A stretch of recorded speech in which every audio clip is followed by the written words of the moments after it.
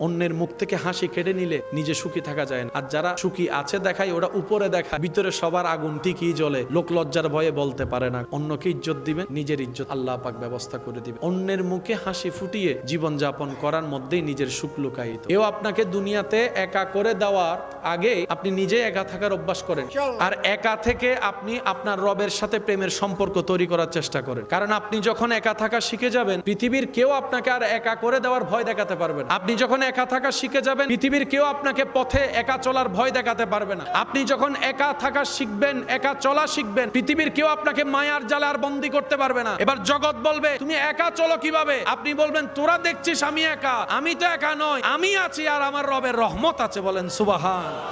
আর আমার রবের রহমত চোখ দিয়ে দেখা যায় না, এটা ভিতর থেকে অনুভব করতে হয়। বান্দা তুমি যদি চোখ খুলে দেখো তোমার ঘরটা ঝুপড়ি, মা বাবার আর্থিক অবস্থা খারাপ, তুমি মন খারাপ করিও না। ওদেরকে দেখে যাদের টাকা সম্পত্তি অনেক বেশি, স্বর্ণের চামচ খেয়ে বড় হচ্ছে, তাদেরকে দেখে মন খারাপ করিও না। আমি রবের উপর ভরসা রাখো, নবী রাহমাতুল লিল আলামিনের প্রেম ভালোবাসা শ্রদ্ধা আদব অন্তরে রাখো, পরিশ্রম করে যাও। তোমার পরিশ্রম যদি আমি রবের পছন্দ হয়, আমি আল্লাহ চাইলে তোমাকেও সম্পত্তি দিয়ে ভরপুর করে দিতে পারি। বলেন সুবহান।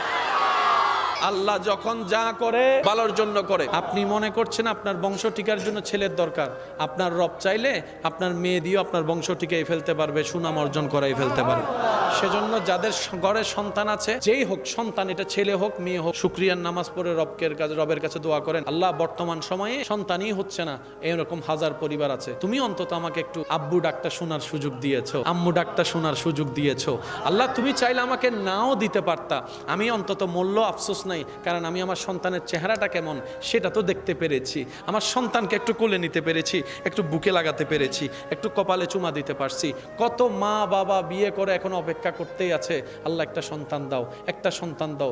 যারা এক সময় মানুষ চিন্তা করে মেয়ের দরকার নাই, পুত্র সন্তানের দরকার, যাদের সন্তান হচ্ছে না তাদেরকে একবার জিজ্ঞেস করেন, ওনারা বলবে বাবা ছেলের দরকার না, একটা মেয়ে হলো দেন, আল্লাহ একটা মেয়ে হলো দেন, একটা মেয়ে হলো দেন। আমি মা ডাকটা শুনতে যাচ্ছি, আমি আব্বু ডাকটা শুনতে যাচ্ছি, আমি বাবা ডাকটা শুনতে চাচ্ছি। সেজন্য বুদ্ধিমানরা আল্লাহর ফয়সালায় কখনো নারাজ হয় না। তারা কি বলে জানেন?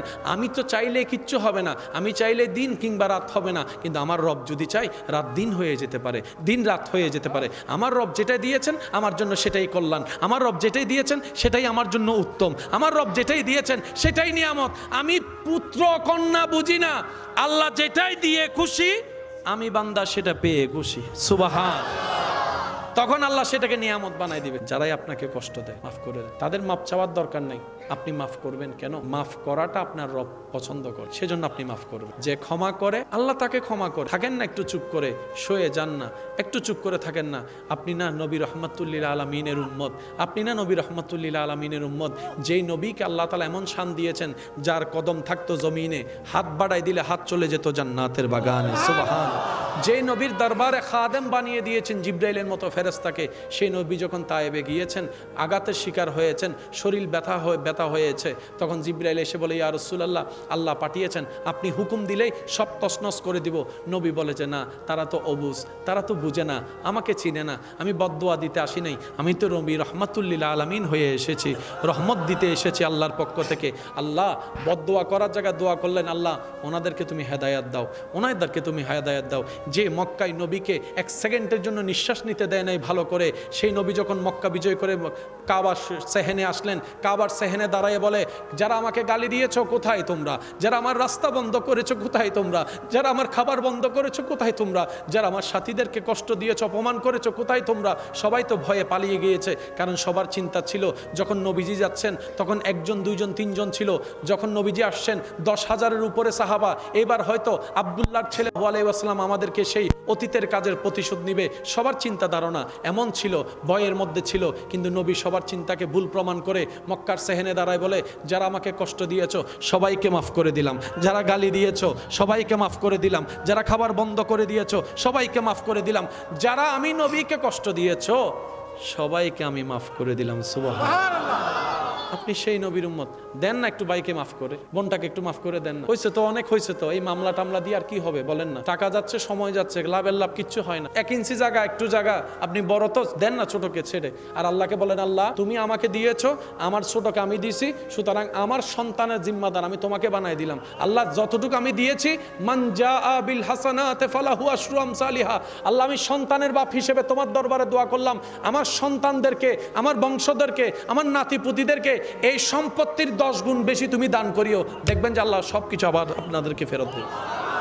সব মামলা এখানে ওখানে করেন কেন? কিছু মামলা বান্দা হিসেবে রবের কাছে করেন না, যেখানে আহকামুল হাকিমিন ন্যায় বিচার করে। রব বলে, বান্দারে তুই কোন রকম দুনিয়াতে শয়তানের দেওয়া সেই সমস্ত কুমন্ত্রণার প্রতি দাবিত না হয়ে অন্তরকে ধৈর্যের সাথে কোন রকম গুনাহ থেকে বেঁচে আমি রবকে খুশি করে আয়, আমি রবকে খুশি করে চল, আমি রবকে খুশি করে চলার চেষ্টা কর।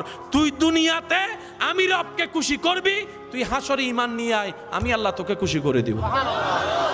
ইমানদার ভাই, এই জায়গায় যতক্ষণ শান্তি নাই, বিশ্বাস করেন কিচ্ছু নাই, কিচ্ছু নাই। এখানে শান্তি হলে গাছতলায়ও শান্তি আছে। সব কিছুর মূলে রবের দয়া, মেইন বেস রবের দয়া। রবের দয়া যার কাছে, ইজ্জত তার কাছে। রবের দয়া যার কাছে, রহমত তার কাছে। রবের দয়া যার কাছে, শান্তি তার কাছে।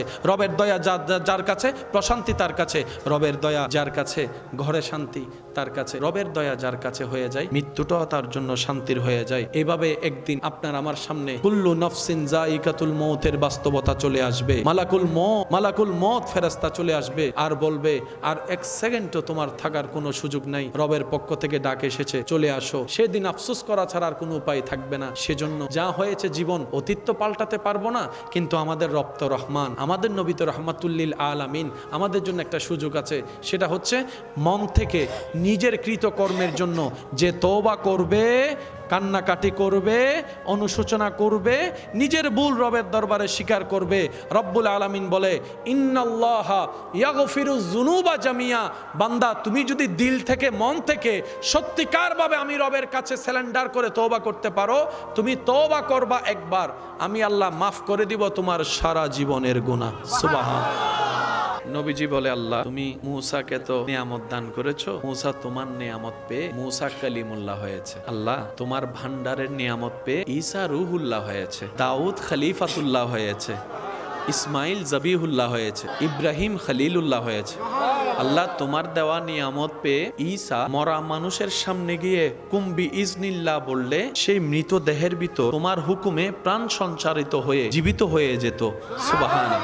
আল্লাহ তোমার নিয়ামত পেয়ে তোমার হুকুমে মূসা লাঠির আঘাত দেওয়ার সাথে সাথে ওই সাগরটা 2 ভাগ হয়ে গেল। আল্লাহ তোমার নিয়ামত পেয়ে ইউসুফ এত সৌন্দর্য লাভ করেছে, পৃথিবীর সবাই মুগ্ধ হয়ে শুধু ইউসুফের দিকে তাকাই থাকতো, ইউসুফের দিকে তাকাই থাকতো। এমনও তো বিশ্ব দেখেছে, এই সৌন্দর্যে মুগ্ধ হয়ে আরবের মিশরের নারীরা আপেল লেবু কাটতে গিয়ে হাত কেটে ফেলেছে, তাদের খবর হয় নাই, ব্যথাও হয় নাই, রক্ত পড়ছে সেই অনুভূতিও তাদের ছিল না। ইউসুফ তোমার নিয়ামত পেয়ে এত সুন্দর হয়েছে, এত সুন্দর হয়েছে। সুবহানাল্লাহ।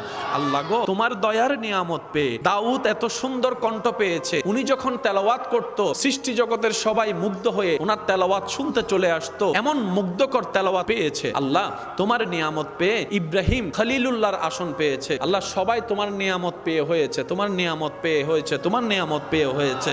তুমি দিয়েছো ওনারা আলোকিত হয়েছে, তুমি দিয়েছো ওনারা উদ্ভাসিত হয়েছে, তুমি দিয়েছো ওনারা মুআজিজা দেখিয়েছে। আল্লাহ আমি যে যাচ্ছি আমাকে কিছু দিবেন না তোমার নিয়ামতের ভান্ডার থেকে? মূসাকে তো কিছু দিয়েছো, ঈসাকে তো কিছু দিয়েছো, দাউদকে কিছু দিয়েছো, ইউসুফকে কিছু দিয়েছো, ইসহাককে কিছু দিয়েছো, আইয়ুবকে কিছু দিয়েছো, ইউনুসকে কিছু দিয়েছো। আল্লাহ আমি তো শেষ, আমার পর তার কেউ নাই, আমাকে তোমার রহমত থেকে, নিয়ামত থেকে কিছু দিবে না? রব বলে যে হাবিব আপনি কিছু নিবেন কেন? আপনি তো মূসা নন, আপনি কিছু নিবেন কেন? আপনি তো দাউদ নন, আপনি কিছু নিবেন কেন? আপনি তো ইউসুফের মতো নন, আপনি কিছু নিবেন কেন? আপনি তো ইয়াকুবের মতো নন, আপনি কিছু নিবেন কেন? আপনি তো আদমের মতো নন, আপনি তো আমার হাবিব, আপনি তো আমার হাবিব। রব বলে আপনি কিছু নিয়েন না, ইন্না আতাইনা কাল কাউসার, সব কিছু আপনাকেই দিয়ে দিলাম। আল্লাহ বলে অন্যদেরকে কিছু দিয়েছি, আপনাকে। এখানে একটা জিনিস মাথায় রাখবেন, আমরা দিলে কমে, আল্লাহর ভান্ডারে কম বলতে কোনো শব্দ নেই। এই প্যাঁচটা একটু মাথায় রাখবেন। আমরা দিলে, কোটিপতিও দিলে, বিলিয়নিয়ারও দিলে, বাদশাও দিলে, কম শব্দটা সৃষ্টির জন্য, স্রষ্টার জন্য নয়। আল্লাহ দেওয়া মানে আল্লাহটা কমে যাওয়া নয়, নাউজুবিল্লাহ। আল্লাহর ওইখানে কম বলতে কোনো শব্দই নাই। আল্লাহর ভান্ডারে কম বলতে কোনো শব্দ, অভাব বলতে কোনো শব্দ নাই, বলতে কোনো শব্দ। এগুলা স্রষ্টার জন্য নয়, এগুলা সৃষ্টির জন্য।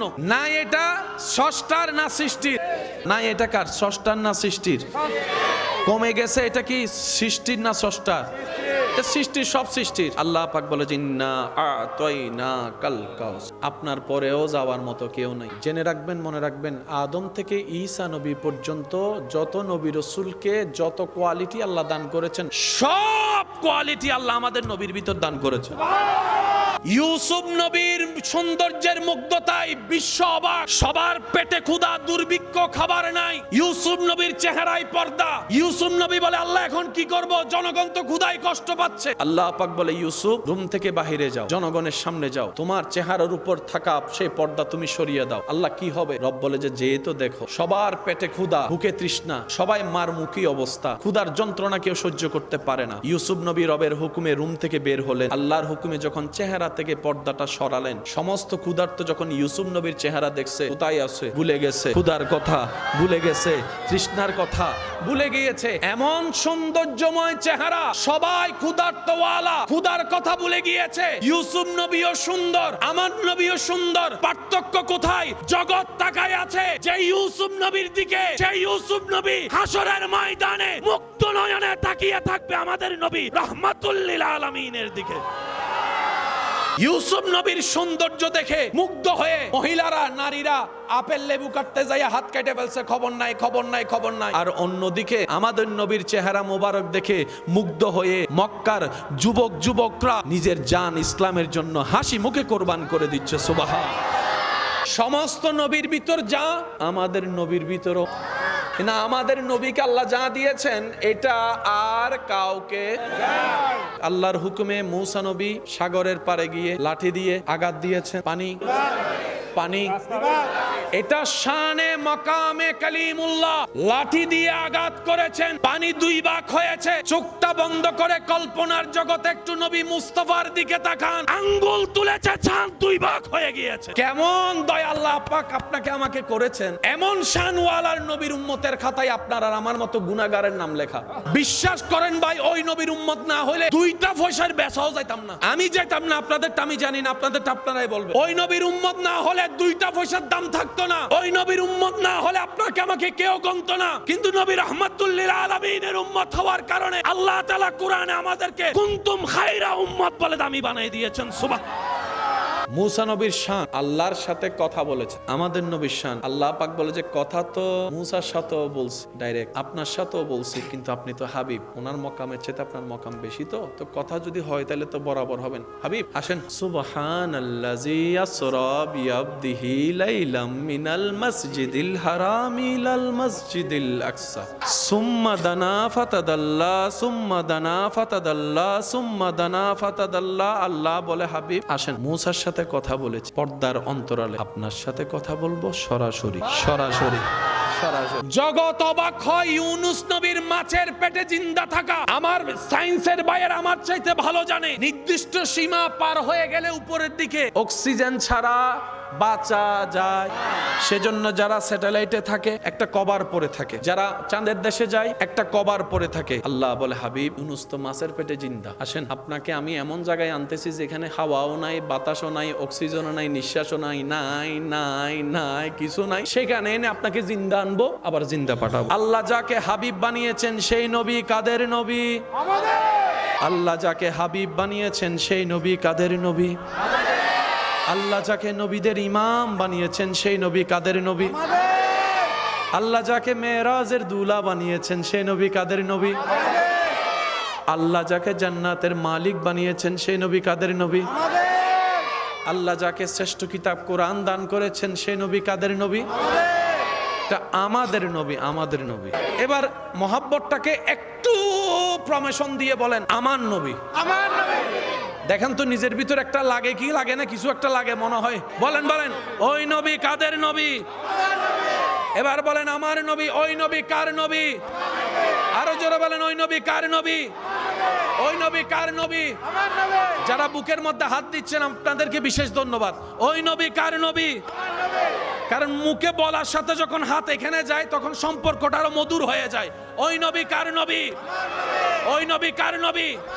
আপনি দুনিয়াতে শুধু এই কথার উপর থাকেন এবং এই কথার মান ইজ্জত রক্ষা করে চলার চেষ্টা করেন।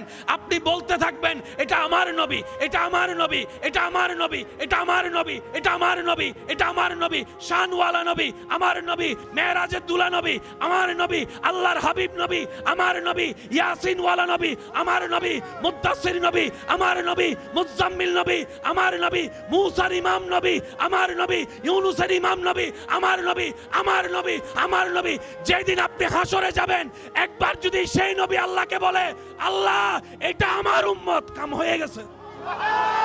নবী যদি একবার বলে আল্লাহ এটা আমার উম্মত। ওলি জগতের উজ্জ্বল নক্ষত্র হযরত জুনায়েদ বাগদাদি রাহমাতুল্লাহ আলাইহি হযরত সাররি সাকাতি রাহমাতুল্লাহ আলাইহির সাথে বাজার পথে রাস্তা দিয়ে হেঁটে যাচ্ছে। হঠাৎ করে দেখলেন মানুষের জড়ো হওয়া। হযরত সাররি সাকাতি রাহমাতুল্লাহ আলাইহি হযরত জুনায়েদ বাগদাদিকে বললেন একটু গিয়ে দেখো তো কাহিনীটা কি, ঘটনা কি। হযরত জুনায়েদ বাগদাদি গেলেন, যাওয়ার পরে দেখলেন অনেকগুলা মানুষ একটা মানুষকে ঘিরে দাঁড়িয়ে আছে, বিভিন্ন বাজে বাজে কথা বলছে। যে মানুষটা নেশা করে মাতাল হয়ে পড়ে আছে। এই খবরটা যখন আল্লাহর ওলি হযরত সাররি সাকাতি রাহমাতুল্লাহ আলাইহির কাছে এসে পৌঁছলো, সাররি সাকাতি রাহমাতুল্লাহ আলাইহি ওই মদ পানকারী শরাব পানকারী ব্যক্তির কাছে গেলেন, যার পাশে কেউ যেতেই চাচ্ছে না, দাঁড়িয়ে দূর থেকে সবাই মন্দ কথা বলছে। ওই সময়ের জগৎ বিখ্যাত আলেম, ফকিহ, মুফতি, আল্লাহর ওলি, গ্রেডেড বান্দাদের ভিতর অন্যতম ওনারা গেলেন। ওনাদেরকে দেখে এলাকার মানুষ সবাই সম্মানে শ্রদ্ধায় সরে গেলেন। এবার হযরত সাররি সাকাতি রাহমাতুল্লাহ আলাইহি হযরত জুনায়েদ বাগদাদিকে বললেন জুনায়েদ এক বাটি পানি নিয়ে আসো। জুনায়েদ বাগদাদি বললেন হুজুর পানি কেন? বলছি নিয়ে আসো। পানি আনলেন। হযরত সাররি সাকাতি রাহমাতুল্লাহ আলাইহি ওই পানি দিয়ে ওই মদ পানকারী ব্যক্তির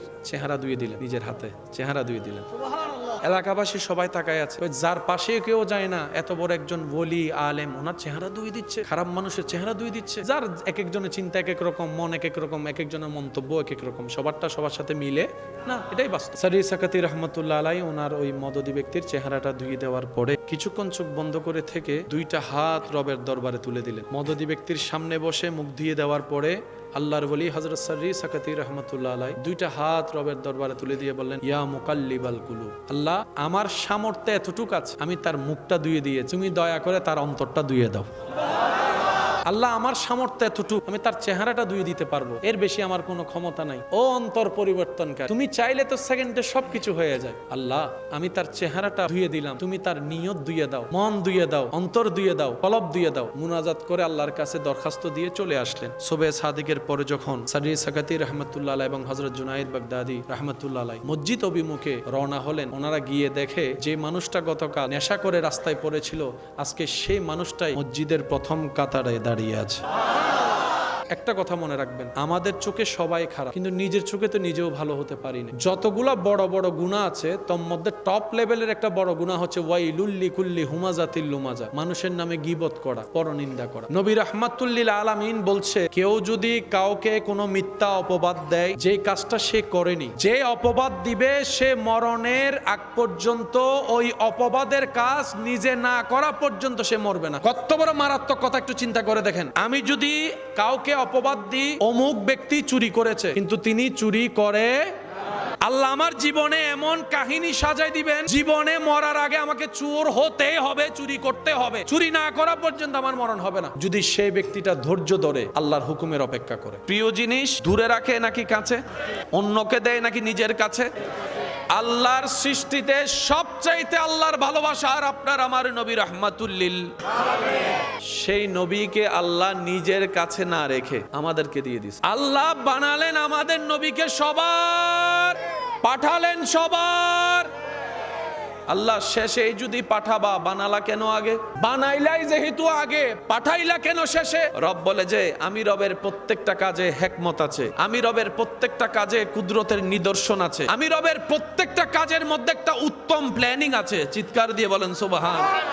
আল্লাহ পাক বানাই রাখলেন আপনার আমার নবী, হাবিব নবী, রাহমাতুল লিল আলামিন নবী, দু জাহানের বাদশা নবী, গুনাহগার উম্মতের কান্ডারি নবী, মেরাজের দুলা নবীকে আল্লাহ তাআলা বানাই রাখলেন। বানানোর পরে আল্লাহ পাক সবকিছু সৃষ্টি করলেন। আদম নবীকে বানালেন, মূসা নবীকে বানালেন, ঈসা নবীকে বানালেন, দাউদ নবীকে বানালেন, ইউসুফ নবীকে বানালেন। এবার আল্লাহ তাআলা নবীদের লিস্টি বানালেন, রসুলের লিস্টি বানালেন। এবার আল্লাহ পাক লিস্টি করলেন কে পৃথিবীতে কখন আসবে, কে আগে আসবে, কে পরে আসবে।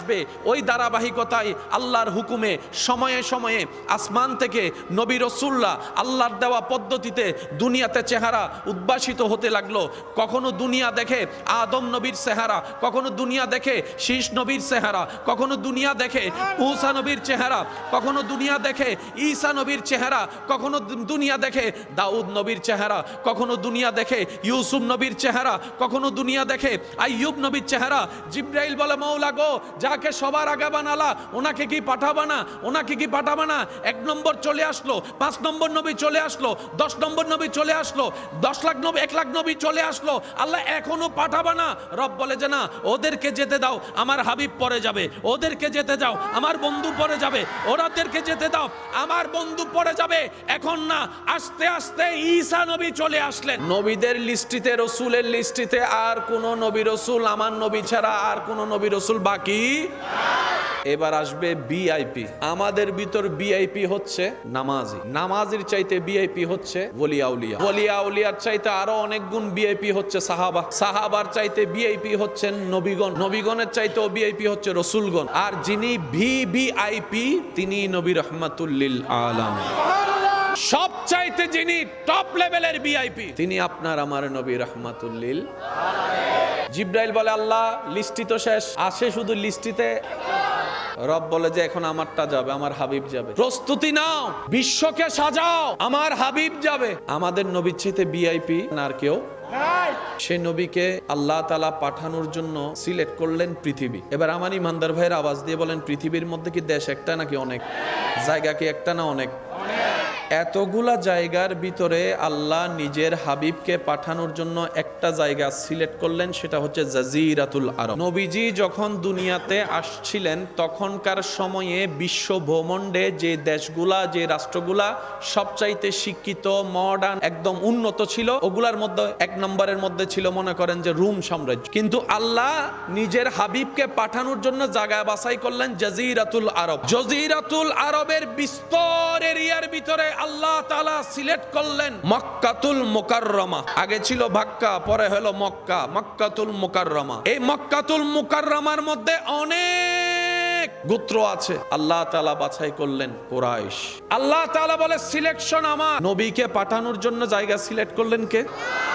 কুরাইশ বংশের ভিতরে অনেক পরিবার। আল্লাহ বাছাই করলেন আব্দুল মুত্তালিব রাদিয়াল্লাহু তাআলা পরিবার। বাবা হিসেবে বাছাই করলেন নামজার আব্দুল্লাহ, আল্লাহর বান্দা। নবীজির বাবা হিসেবে সিলেক্ট করলেন হযরত আব্দুল্লাহ রাদিয়াল্লাহু তাআলা। নবীজি কাকে মা ডাকবে সেই সিলেকশন আল্লাহ করেছেন হযরত আমেনা। যেই আল্লাহর সিলেকশনে বিন্দু পরিমাণ কোনো ভুল, যে আল্লাহর সিলেকশনে বিন্দু পরিমাণ কোনো কমতি, যে আল্লাহর জ্ঞানের মধ্যে, জানার মধ্যে কোনো পরিমাণ কমতি, যে আল্লাহর ভান্ডারের মধ্যে নিয়ামতের কোনো কমতি, যে আল্লাহর দেওয়ার মধ্যে কোনো কমতি, যে আল্লাহর সিদ্ধান্তে কোনো ভুল নাই, সে আল্লাহ সিদ্ধান্ত নিতেছে। নবীর দিকে তাকায়েন না, যিনি সিদ্ধান্ত নিচ্ছে ওনার দিকে তাকান। আল্লাহ তাআলা আমাদের নবীকে পাঠানোর সিদ্ধান্ত করে ফেললেন। তো নবীজি বলে, আল্লাহ সব নবী রাসূলই তোমার পছন্দের মনোনীত বাছাইকৃত। তুমি নিজ দয়ায় আমাকে সবার উপরে ইমামুল আম্বিয়া বানিয়েছো, হাবিবুল্লাহর শান দান করেছো। আল্লাহ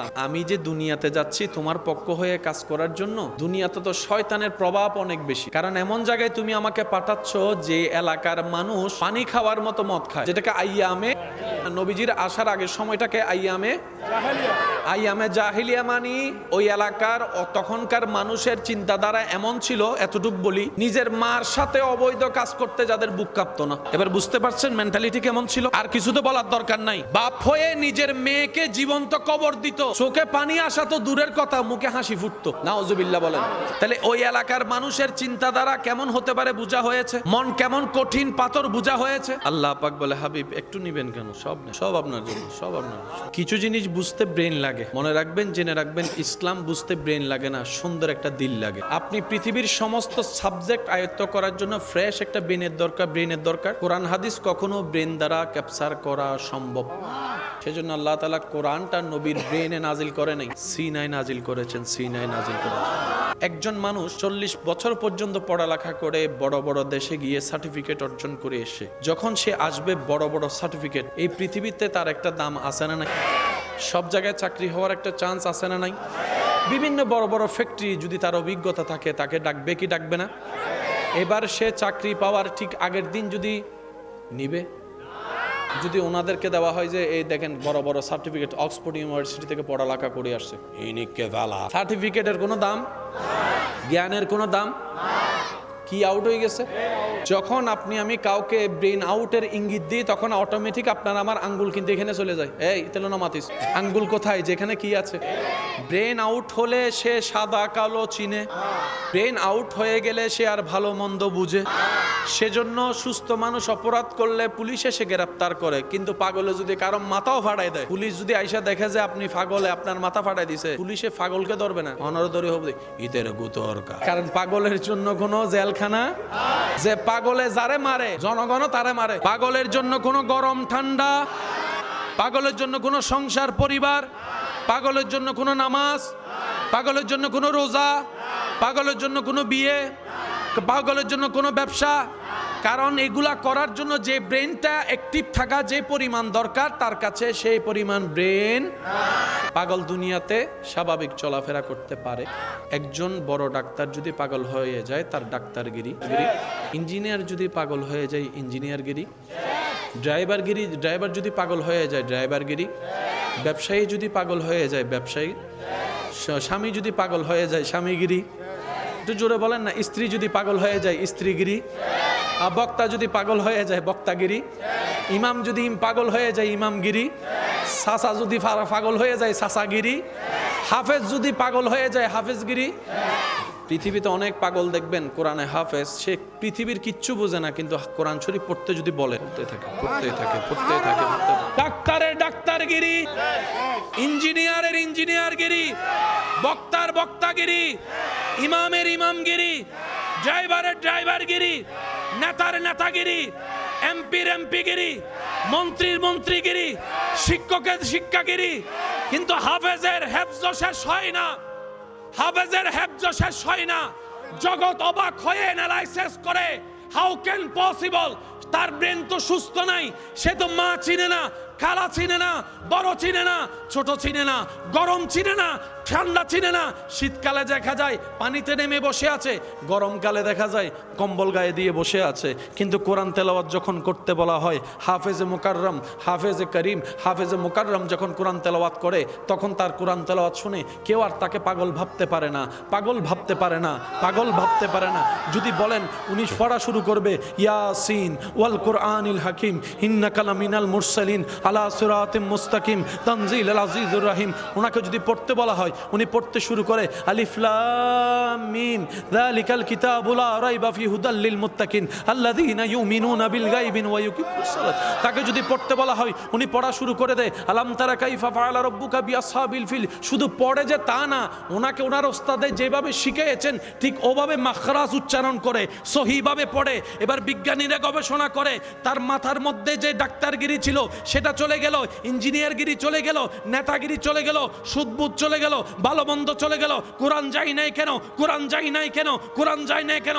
গবেষণা করে দেখা যায় সমস্ত ব্রেন, সমস্ত জ্ঞান ব্রেনের মেমোরি কার্ডে সেভ হয়েছে, কিন্তু হাফেজের কোরআন ব্রেনে সেভ হয় না, অন্তরে সেভ হয়, অন্তরে সেভ হয়, অন্তরে সেভ হয়। পাগল ব্রেন হয়, নষ্ট ব্রেন হয়, লুজ ব্রেন হয়, অন্তর কখনো নষ্ট হয় না। কোরআন সেভ হয় কোথায়?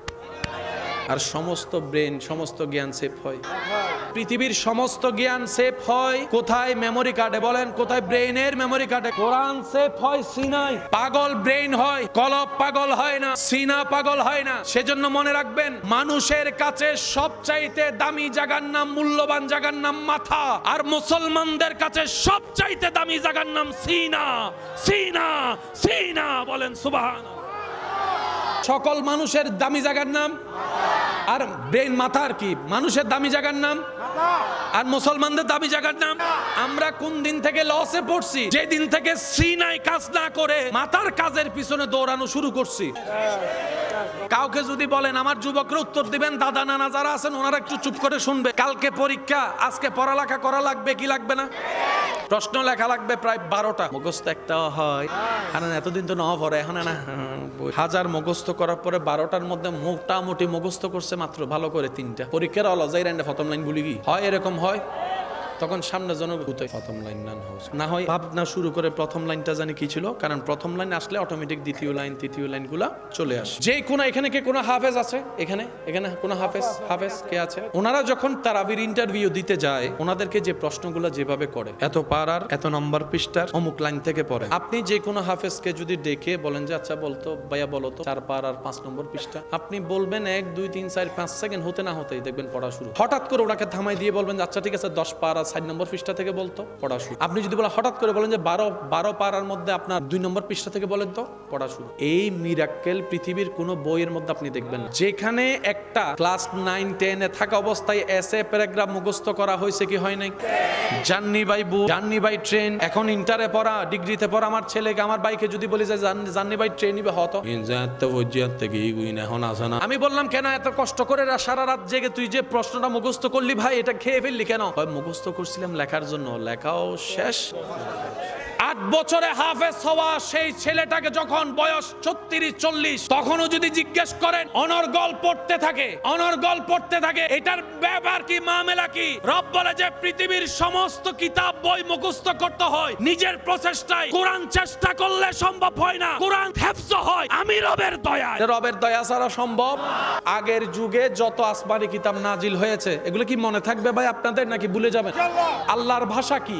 জান্নাতের ভাষা, কবরের ভাষা, ফেরেশতার ভাষা, সমস্ত নবী রাসূলের ভাষা আরবি। আল্লাহ আসমান থেকে যত কিতাব, যত সহিফা, যত তাওরাত জবুর ইনজিল নাজিল করেছেন সব আরবি ভাষায় দিয়েছেন। এবার যেই নবী পেয়েছেন আরবি ভাষাটা, ওই নবীর এরিয়াটা ছিল বুঝার জন্য বলি। মনে করেন পুরা বাংলাদেশ একটা পৃথিবী, এই বাংলাদেশের ভাষা কি? এই বাংলার ভিতর যে কত রকমের ভাষা আছে, অনেক রকমের ভাষা। আবার এই এক এক ভাষার ভিতরে এক এক ভাষা। মনে রাখবেন আল্লাহ তাআলা আরবি দিয়েছেন, নবী রাসূলগণ আরবি পেয়েছেন। এবার মূসা নবী দেখে আমার এলাকার মানুষ তো চট্টগ্রামের ভাষায় কথা বলে, ওরা তো আরবি জানেন, এখন আমি কালামটা কিভাবে দিব? আল্লাহ তাআলা বলে আমি আপনাকে বুঝাই দিলাম, আপনি তাদের মতো করে তাদেরকে বুঝাই দেন। এই বুঝাই দিতে গিয়ে কোন জায়গায় হিব্রু হয়ে গেছে, কোন জায়গায় ইব্রানি ভাষা হয়ে গিয়েছে। এক এক অঞ্চলের এক এক ভাষা অনুযায়ী আসমানি কিতাবটা ট্রান্সলেটেড হয়ে গিয়েছে। নবীকে আল্লাহ আরবি দিয়েছেন, নবী উম্মতকে আপন আপন ভাষায় বুঝিয়ে দিয়েছেন। এবার আমাদের নবীর ব্যাপার যখন আসলো, আমাদের নবীর সময় যখন আসলো, আমাদের আল্লাহ আমাদের নবীকে ইকরা বিইসমি রাব্বিকাল্লাযী খালাক আরবিতে দান করলেন। আমাদের আল্লাহ আমাদের নবীকে ইয়াসিন ওয়াল কোরআনিল হাকিম দান করলেন। আমাদের নবীর উম্মত বাংলাদেশে আছে না নাই? ইন্ডিয়াতে আছে না নাই? পাকিস্তানে, দুবাইয়ে, আফ্রিকায়, আমেরিকায়, কানাডায়, ইউরোপে, ইংল্যান্ডে, লন্ডনে, সুইজারল্যান্ডে, নেদারল্যান্ডে, ফিনল্যান্ডে, ওদিকে ওদিকে ওদিকে ওদিকে সবার ভাষা কি এক? সবার বুঝ কি এক? কিন্তু কোরআনের ভাষা আল্লাহ পাক বলে হাবিব আপনার উম্মত তো বিশ্বে ছড়া, সবার ভাষা এক এক রকম। আপনি এখন কি করবেন? নবীর উম্মত সারা বিশ্বে আছে না নাই? সবার ভাষা আলাদা আলাদা আছে না নাই? আল্লাহ আমাদের নবীকে বলে হাবিব আপনার উম্মত তো সব ভাষার ওয়ালা আছে, কারণ আপনি তো রাহমাতুল্লিল আলামিন, সব অঞ্চলের উম্মতের বান্দার নবী আপনি। এখন আপনি কি করবেন? নবী বলে আল্লাহ আপনি যেভাবে দিবেন আমি ঠিক সেভাবে পৌঁছাবো। আপনি আরবি দিবেন, আমি চট্টগ্রামের ভাষায় পৌঁছাবো না। আপনি আরবি দিবেন, আমি ইংরেজি ভাষায় পৌঁছাবো না। আপনি আরবি দিবেন, আমি চাইনিজ ভাষায় পৌঁছাবো না। আপনি আরবি দিবেন, আমি ফার্সি ভাষায় পৌঁছাবো না। আল্লাহ আপনি যেভাবে দিবেন আমি সেভাবে পৌঁছাই দিব। তবে আপনার কাছে ফরিয়াদ ফরিয়াদ করি, আল্লাহ এই কোরআনের হাফেজ শুধু আমি না, আমার উম্মতের ভিতরে অনেক যেন হাফেজ হতে পারে, এই দয়াও করবেন। যে ভাষারই হোক, সবাই যেন কোরআন বুঝতে পারে, সে দয়াও করবেন। নবী দোয়া করেছেন, আল্লাহ কবুল করেছেন। এখন আপনার এলাকায় হাফেজের কোনো অভাব নাই আল্লাহ দিলে। দাদা নানা পিছনে নাতি, দাদাই বলতেছে ইক্তেদাইতু বিহাজাল, নানাই বলতেছে ইক্তেদাইতু বিহাজাল। সব জায়গায় নানা দাদা সামনে, নাতি পিছনে। যখন ইমামতিতে গেল, নাতি নার পাওয়ার নাই। এটা অর্জন নয়, এটা দয়া। আমাদেরকে একটু বুঝতে হবে, অর্জন আলাদা, দয়া আলাদা। অর্জন শেষ হতে পারে, অর্জন ধ্বংস হতে পারে, অর্জন নষ্ট হতে পারে। দাদার দিন না কামানো সম্পদ, অর্জনকৃত সম্পদ অনেক সময় বাবারা নষ্ট করে, চাচারা নষ্ট করে, অনেক সময় নাতিরা নষ্ট করে। অর্জন নষ্ট হয়, নিয়ামত কখনো নষ্ট হয় না। সেজন্য বুদ্ধিমানরা অর্জনটাও করে রবের দয়া দিয়ে, সেজন্য আজীবন টিকে থাকে। বলেন সুবহান। আজকে থেকে 50 বছর আগে এই এলাকায় অনেক দাফটওয়ালা মানুষ ছিল কি ছিল না? কারণ নাম জানা। পরবর্তী মানুষ এসে আমাদের নামও জানবে, কিন্তু শাহজালালের নাম সবাই জানে, হযরত শাহজালালের নাম সবাই জানে, হযরত শাহ পরানের নাম সবাই জানে, হযরত শাহ আমানতের নাম সবাই জানে, হযরত শাহ মিসকিনের নাম সবাই জানে। ও যুবক ভাইয়েরা, একটু কি ভাবনাই আসে না, কিরে এত কিছু করার পরও অনেকে নিজের নাম টিকে থাকার জন্য জনগণের টাকা দিয়ে বানানোর পরে নাম একটা নিজের লাগাই দেয়। বাস্তব কথা যেটা সেটা বলেন না রে ভাই। নাম একটা লাগাই কি লাগে না? এই দলে এসে নাম লাগাই, আরেক দলে এসে। বাস্তব না বাস্তব? বাস্তব না বাস্তব? বাস্তব না বাস্তব? আমরা নিজেরা লাগাই, তারপরে নাম বেশি দিন টিকে না। কিন্তু হযরত শাহজালাল নিজের নাম কেউ লাগাই নাই। আল্লাহ মানুষের অন্তরে এমন শ্রদ্ধা প্রেম ঢুকাই দিয়েছেন, আজকে আপনার এলাকায় ওনার নামে দোকান উদ্বোধন করা হচ্ছে। একটা হচ্ছে মানুষের অর্জন, আর একটা হচ্ছে রবের দয়া। আল্লাহ ওয়ালারা যেটা অর্জন করেছেন সেটা হচ্ছে রবের দয়া অর্জন করেছে। আমরা অর্জন করি আমাদেরটা, রবের দয়া আমরা নিতে চাই না। কিন্তু আল্লাহ বলিরা যারা আল্লাহর প্রিয় বন্ধু, তারা এমন সুকৌশলে হিকমত করেছেন, দুনিয়াও করেছেন, রবের দয়াও নিয়েছেন। দুনিয়াও করেছেন, রবের দয়া নিয়েছেন। এখানে আমি একটা কথা বলি, যদি আপনারা রাগ না করেন, কারো ঘরে যদি অনেকগুলো মেয়ে হয়, তারপরও সে একটা আশা করে কি সন্তানের, যদিও করাটা ঠিক নয়, এই করাটা ঠিক নয়। কেন নয়? ছেলে হবে না মেয়ে হবে, সিদ্ধান্ত আল্লাহ। আর আল্লাহ যখন যেটা করেন বুঝে শুনে করেন, ভালোর জন্যই করেন। পুত্র সন্তান নাতিপতি চাই কেন? নামটা যেন টিকে থাকে, বংশের নামটা যেন টিকে। এটা আমাদের ধারণা, আসলে কিন্তু এটা টিকে থাকে না। ওয়াইবে যদি ইন্দে অস্তরওয়ালা হয়, নাতিবে যদি দুই মিকে দুয়ার আহন্য হয়, নাম না বদনা। সেজন্য পুত্র সন্তান খুঁজবেন না, কন্যা সন্তান খুঁজবেন না, আল্লাহকে বলবেন আল্লাহ নেককার একটা সন্তান দাও, এই সন্তানের কারণে হাসরের ময়দান আমরা মা বাবা ইজ্জতওয়ালা হব।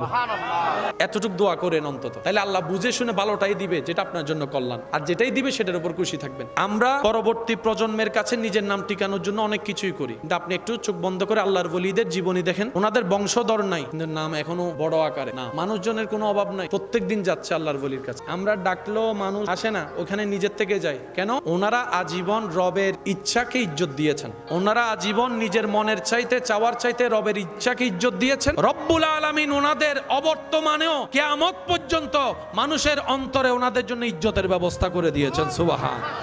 এই যে আপনি আমি নামাজ পড়ি, এটার মেইন বেসটা কি? জান্নাত পাওয়া না তো? এটার মেইন বেসটা হচ্ছে রবের দয়া পাওয়া। আমরা রোজা রাখলে, উপবাস থাকলে আল্লাহর কোনো লাভ আছে? আমরা সারা দিনভর খাইলে আল্লাহর কোনো ক্ষতি আছে?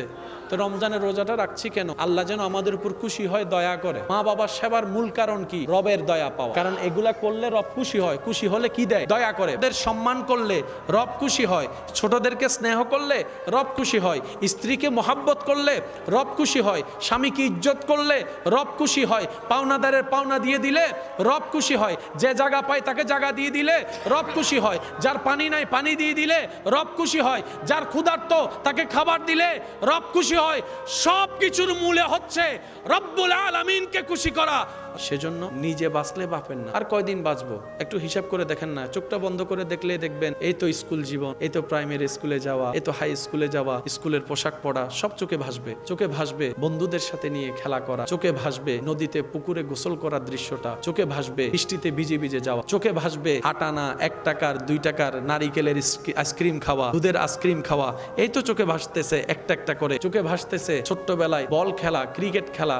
এই বল কোথাও পড়ে গেলে সবার থেকে টাকা তুলে আবার বলের কিনা, বলের ট্যাপ কিনা, সব চোখে ভাসবে। কিন্তু এখন যখন চোখটা খুলে ক্যালেন্ডার দেখবেন 2025 সাল চলে এসেছে। 10 বছর 12 বছর 15 বছর কখন যে চলে গিয়েছে কোনো টেরই পাওয়া গেল না। এই পৃথিবীতে যতদিন আপনি আমি নিঃশ্বাস নিব, বদনাম লেগে থাকবে, পিছে টেনে নামানোর মানুষ লেগে থাকবে, আপনাকে অপমানিত করার মানুষ থাকবে, আপনার ক্ষতি করার মানুষ থাকবে। মনে রাখবেন, যাদের জীবনের সাথে এই সমস্ত সিচুয়েশন পরিচিত, আপনাদের উদ্দেশ্যে আমি ভাই হিসেবে একটা আবদার করে কথা বলে যাই, এই সমস্ত সিচুয়েশন সামনে আসলে কখনো মন ছোট করবেন, কারণ বান্দা যাকে নামাতে চায় সে বান্দা যদি ধৈর্য ধরে, তখন রব্বুল আলামিন দয়া করে সে বান্দাকে আবার উপরে তুলে দেয়। পৃথিবী যাকে কলঙ্কিত করতে চায় অন্যায়ভাবে, রব্বুল আলামিন তার ইজ্জত বাড়াই দেয়। পৃথিবী যার লস করতে চায়, রব্বুল আলামিন তার লাভ করে। সেজন্য সবসময় ধৈর্যের সাথে থাকবেন। কথার উত্তরে কথা দেওয়ার দরকার নাই, তো বললে কি হবে, ঝগড়াটা 2 কথা থেকে 4 কথা হয়ে মারামারি হয়ে যাবে, মামলা হবে, লাভের চাইতে লস বেশি। তা আমাদের গুনাহ আছে না নাই? একটু নাকি অনেক বেশি? নিজে মাপ পাওয়ার জন্য অন্যকে মাফ করে দেন। এই মুহূর্তে আমি সবার উদ্দেশ্য বলবো, যার অন্তরে, যার চোখে ভাসছে, যে যাকে যতটুকু কষ্ট দিয়েছে, আপনার শত্রু, আপনার দুশমন, দুনিয়াবি কারণে, আল্লাহর দিকে তাকায় সবাইকে মাফ। যারা যারা মাফ করতে পারবেন তারা একবার বলেন ইনশাআল্লাহ। কোন কারণ দাড়ি কমার দরকার, মাফ করলাম কার জন্য? যিনি আপনাকে কষ্ট দিয়েছেন। কয়টা? একটা অথবা 2টা, না হয় 3টা, না হয় 5টা। আমরা গুনাহ করছি কয়টা? হাজার হাজার। 5টা কারণের গুনাহ মাফ করে দিলাম নিজের হাজার হাজার গুনাহ মাফ পাওয়ার জন্য। কোন দাড়ি কমার দরকার, কোন কারণের দরকার, কোন কিছুর কিন্তুর দরকার, কোন বিচারের দরকার? বিচার যদি করে আল্লাহ করবে, আমাদের করার দরকার। কারণ আসামি কখনো বিচারক হতে পারে না। আমরা নিজেরাই সবাই আসামি, সবাই আসামি। এখানে বিচারক বলতে কেউ, সেজন্য হাকামুল হাকিমিন একমাত্র বিচারক, যার বিচারের মধ্যে 19-20। আল্লাহ তাআলা আমাদের সবাইকে নবীর সুন্নত মোতাবেক জীবন যাপন করার তৌফিক দান করুন। আমিন। রব্বুল আলামিন আমাদের উপর যত প্রকার দয়া করেছেন, যত ধরনের দয়া দিয়ে আল্লাহ তাআলা আমাদেরকে ধন্য করেছেন, এই দয়ার লিস্টি যদি আমরা করতে যাই, এই নিয়ামতের লিস্টি যদি আমরা করতে যাই, সব দয়ার ভিতরে যেই মহান দয়াটা আল্লাহ তাআলা আমরা অযোগ্য, গুনেহগার, পাপী, অপরাধীদের উপর করেছেন, সেটা হচ্ছে লাকাদ মান্নাল্লাহু আলাল মুমিনিনা মিন আনফুসিহিম। প্রিয় জিনিস কেউ কাউকে দিতে চায়, প্রিয় জিনিস কেউ কাউকে দেখাতে চায়, প্রিয় জিনিস কেউ কাউকে স্পর্শ করতে দিতে চায়, প্রিয় জিনিস কেউ কারো থেকে দূরে দিতে চায়।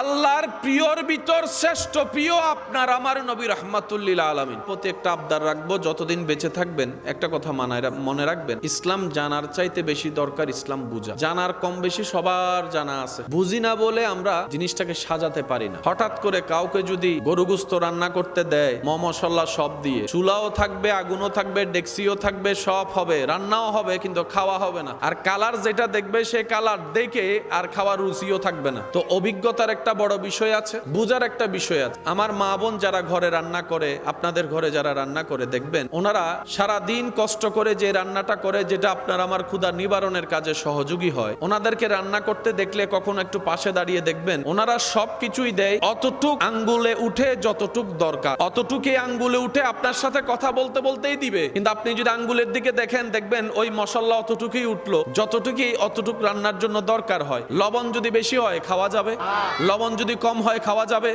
তো ওনারা তো খেয়েও দেখে না, রান্না করে ফেলে শত মানুষের রান্না। এই আঙ্গুলে বাস দেওয়ার সাথে সাথে চোখ দিয়ে যখন সেই রান্নার পাত্র দেখবে, আঙ্গুলে ঠিক অতটুকুই উঠবে লবণ যতটুকু দরকার। বুঝ যখন চলে আসে, ভাঙ্গা সম্পর্ক জোড়া লেগে যায়। বুঝ যখন চলে আসে, তখন কঠিন গণিতটাও সহজ লাগে। কথা বলেন ঠিক কিনা?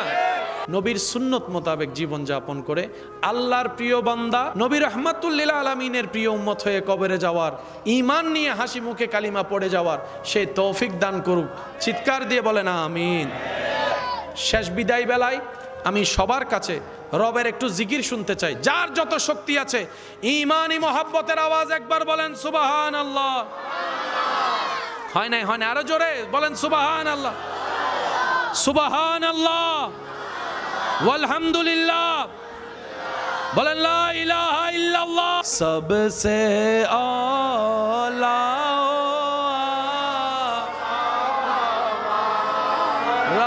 नबी सबसे बा।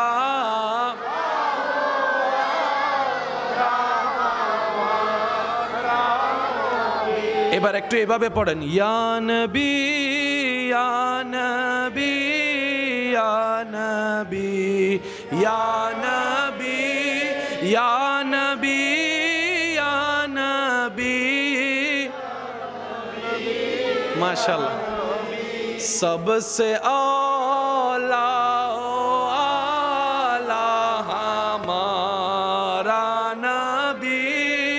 सबसे बाला आला हमारा नबी या नबी या नबी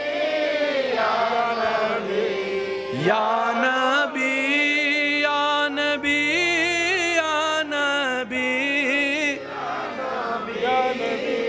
नबी आशिकরা একটু প্রস্তুত থাকবেন अपनी मौला का प्यारा हमारा दोनों आलम का दूल्हा हमारा हाँ क्या खबर कितनी तारे खिले चुप गए पर न डूबे न डूबा हमारा नबी या नबी अल्लाह अल्लाह या नबी या नबी या नबी या नबी या नबी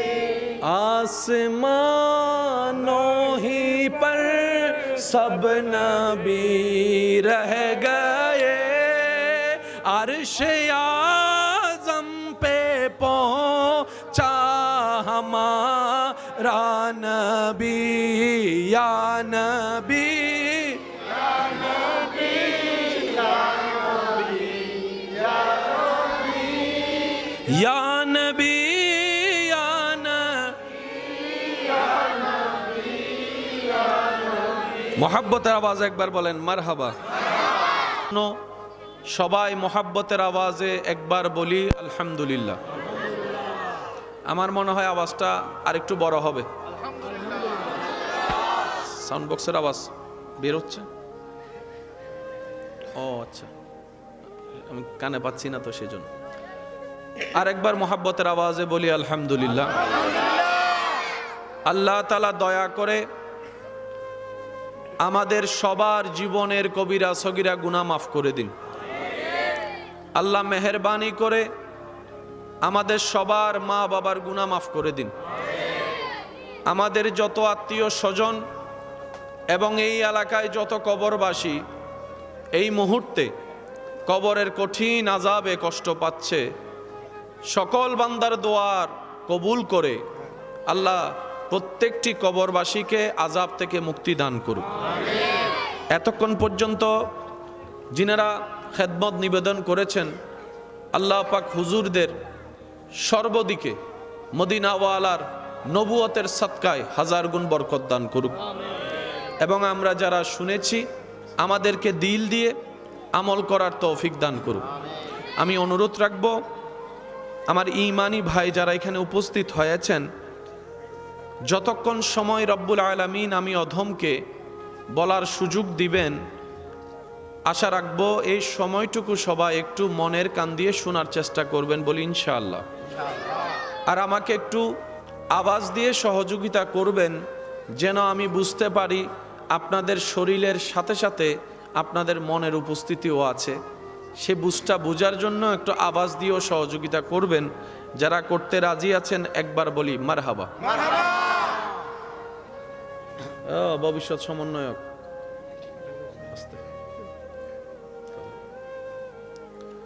একটা আয়োজন করতে অনেক অক্লান্ত পরিশ্রম হয়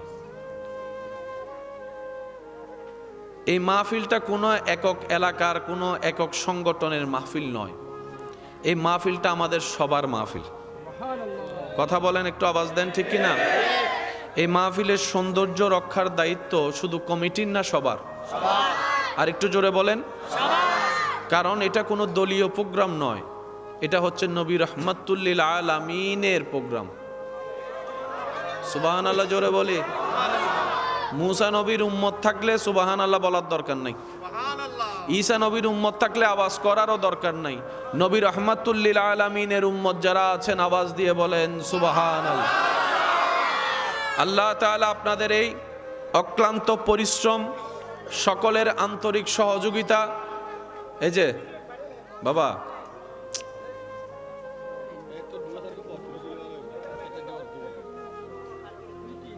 কমিটির বাইরে একটু দেখেন না বিষয়টা। আল্লাহ তাআলা সকলের এই মোহাব্বত আন্তরিকতাকে কবুল করুক। যারা যেভাবে সহযোগিতা করেছেন প্রকাশ্যে গোপনে, আল্লাহ প্রত্যেকজন খাদেমের খেদমতকে কবুল আর মঞ্জুর করুক, বলে না আমি আমার ইমানি ভাই যারা এখানে উপস্থিত আছেন সবার একটু আন্তরিকতা আমি আশা রাখবো। জায়গার তুলনায় আশেক কি উপস্থিতি কম হয়েছে না বেশি হয়েছে? এখন কি জায়গা চেঞ্জ করার কোনো সুযোগ আছে? আমাদের এটার ভিতর সামলাই নিতে হবে, কথা বলেন ঠিক কিনা? তবে পকেট সাবধান, হ্যাঁ এটা একটু খেয়াল রাখবেন, পকেট একটু মাঝে মধ্যে দেখেন জিনিসপত্র আছে না নাই। আল্লাহ তাআলা আমাদের সকলের এই উপস্থিতি কবুল করুক, বলে না আমিন। সম্মানিত উপস্থিতি, অন্যের মুখ থেকে হাসি কেড়ে নিলে নিজে সুখী থাকা যায় না। আর যারা সুখী আছে দেখায়, ওরা উপরে দেখায়, ভিতরে সবার আগুন ঠিকই জ্বলে, লোক লজ্জার ভয়ে বলতে পারে না। অন্যকে ইজ্জত দিবেন, নিজের ইজ্জত আল্লাহ পাক ব্যবস্থা করে দিবেন। অন্যের মুখে হাসি ফুটিয়ে জীবন যাপন করার মধ্যেই নিজের সুখ লুকায়িত। এও আপনাকে দুনিয়াতে একা করে দেওয়ার আগে আপনি নিজে একা থাকার অভ্যাস করেন, আর একা থেকে আপনি আপনার রবের সাথে প্রেমের সম্পর্ক তৈরি করার চেষ্টা করেন। কারণ আপনি যখন একা থাকা শিখে যাবেন, পৃথিবীর কেউ আপনাকে আর একা করে দেওয়ার ভয় দেখাতে পারবে না। আপনি যখন একা থাকা শিখে যাবেন, পৃথিবীর কেউ আপনাকে পথে একা চলার ভয় দেখাতে পারবে না। আপনি যখন একা থাকা শিখবেন, একা চলা শিখবেন, পৃথিবীর কেউ আপনাকে মায়ার জালে আর বন্দী করতে পারবে না। এবার জগৎ বলবে তুমি একা চলো কিভাবে? আপনি বলবেন তোরা দেখছিস আমি একা, আমি তো একা নয়, আমি আছি আর আমার রবের রহমত আছে, বলেন সুবহান। আর আমার রবের রহমত চোখ দিয়ে দেখা যায় না, এটা ভিতর থেকে অনুভব করতে হবে। বান্দা তুমি যদি চোখ খুলে দেখো তোমার ঘরটা ঝুপড়ি, মা বাবার আর্থিক অবস্থা খারাপ, তুমি মন খারাপ করিও না। ওদেরকে দেখে যাদের টাকা সম্পত্তি অনেক বেশি, স্বর্ণের চামচ খেয়ে বড় হচ্ছে, তাদেরকে দেখে মন খারাপ করিও না। আমি রবের উপর ভরসা রাখো, নবী রাহমাতুল লিল আলামিনের প্রেম ভালোবাসা শ্রদ্ধা আদব অন্তরে রাখো, পরিশ্রম করে যাও। তোমার পরিশ্রম যদি আমি রবের পছন্দ হয়, আমি আল্লাহ চাইলে তোমাকেও সম্পত্তি দিয়ে ভরপুর করে দিতে পারি, বলেন সুবহান। আল্লাহ যখন যা করে ভালোর জন্য করে। আপনি মনে করছেন আপনার বংশ টিকার জন্য ছেলের দরকার, আপনার রব চাইলে আপনার মেয়ে দিয়েও আপনার বংশ টিকাই ফেলতে পারবে, সুনাম অর্জন করাই ফেলতে পারবে। সেজন্য যাদের ঘরে সন্তান আছে, যেই হোক সন্তান, এটা ছেলে হোক মেয়ে হোক, শুকরিয়ার নামাজ পড়ে রবের কাছে দোয়া করেন, আল্লাহ বর্তমান সময়ে সন্তানই হচ্ছে না, এরকম হাজার পরিবার আছে, তুমি অন্তত আমাকে একটু আব্বু ডাকটা শোনার সুযোগ দিয়েছো, আম্মু ডাকটা শোনার সুযোগ দিয়েছো। আল্লাহ তুমি চাইলে আমাকে নাও দিতে পারতা, আমি অন্তত মূল্য আফসোস নাই, কারণ আমি আমার সন্তানের চেহারাটা কেমন সেটা তো দেখতে পেরেছি, আমার সন্তানকে একটু কোলে নিতে পেরেছি, একটু বুকে লাগাতে পেরেছি, একটু কপালে চুমা দিতে পারছি। কত মা বাবা বিয়ে করে এখন অপেক্ষা করতেই আছে, আল্লাহ একটা সন্তান দাও, একটা সন্তান দাও। যারা একসময় মানুষ চিন্তা করে মেয়ের দরকার নাই, পুত্র সন্তানের দরকার, যাদের সন্তান হচ্ছে না তাদেরকে একবার জিজ্ঞেস করেন, ওনারা বলবে বাবা ছেলের দরকার না, একটা মেয়ে হলো দেন, আল্লাহ একটা মেয়ে হলো দেন, একটা মেয়ে হলো দেন। আমি মা ডাকটা শুনতে যাচ্ছি, আমি আব্বু ডাকটা শুনতে যাচ্ছি, আমি বাবা ডাকটা শুনতে চাচ্ছি। সেজন্য বুদ্ধিমানরা আল্লাহর ফয়সালায় কখনো নারাজ হয় না। তারা কি বলে জানেন, আমি তো চাইলে কিচ্ছু হবে না, আমি চাইলে দিন কিংবা রাত হবে না, কিন্তু আমার রব যদি চাই রাত দিন হয়ে যেতে পারে, দিন রাত হয়ে যেতে পারে। আমার রব যেটাই দিয়েছেন আমার জন্য সেটাই কল্যাণ, আমার রব যেটাই দিয়েছেন সেটাই আমার জন্য উত্তম, আমার রব যেটাই দিয়েছেন সেটাই নিয়ামত। আমি পুত্র কন্যা বুঝি না, আল্লাহ যেটাই দিয়ে খুশি, আমি বান্দা সেটা পেয়ে খুশি, সুবহান। তখন আল্লাহ সেটাকে নিয়ামত বানাই দিবে। যারাই আপনাকে কষ্ট দেয় মাফ করে দেয়, তাদের মাফ চাওয়ার দরকার নেই, আপনি মাফ করবেন কেন? মাফ করাটা আপনার রব পছন্দ করে, সেজন্য আপনি মাফ করবেন। যে ক্ষমা করে আল্লাহ তাকে ক্ষমা করে। থাকেন না একটু চুপ করে, শুয়ে যান না, একটু চুপ করে থাকেন না। আপনি না নবী রহমাতুল লিল আলামিনের উম্মত, আপনি না নবী রহমাতুল লিল আলামিনের উম্মত, যেই নবীকে আল্লাহ তাআলা এমন শান দিয়েছেন যার কদম থাকতো জমিনে, হাত বাড়াই দিলে হাত চলে যেত জান্নাতের বাগানে, সুবহান। যেই নবীর দরবারে খাদেম বানিয়ে দিয়েছেন জিবরাইলের মতো ফেরেশতাকে, সেই নবী যখন তায়েবে গিয়েছেন, আঘাতের শিকার হয়েছেন, শরীর ব্যথা হয়েছে, তখন জিবরাইল এসে বলে ইয়া রাসূলুল্লাহ, আল্লাহ পাঠিয়েছেন, আপনি হুকুম দিলেই সব তছনছ করে দিব। নবী বলে যে না, তারা তো অবুঝ, তারা তো বুঝে না, আমাকে চিনে না, আমি বদদোয়া দিতে আসি নাই, আমি তো নবী রহমাতুল লিল আলামিন হয়ে এসেছি, রহমত দিতে এসেছি আল্লাহর পক্ষ থেকে। আল্লাহ বদদোয়া করার জায়গায় দোয়া করলেন, আল্লাহ ওনাদেরকে তুমি হেদায়াত দাও, ওনাদেরকে তুমি হেদায়াত দাও।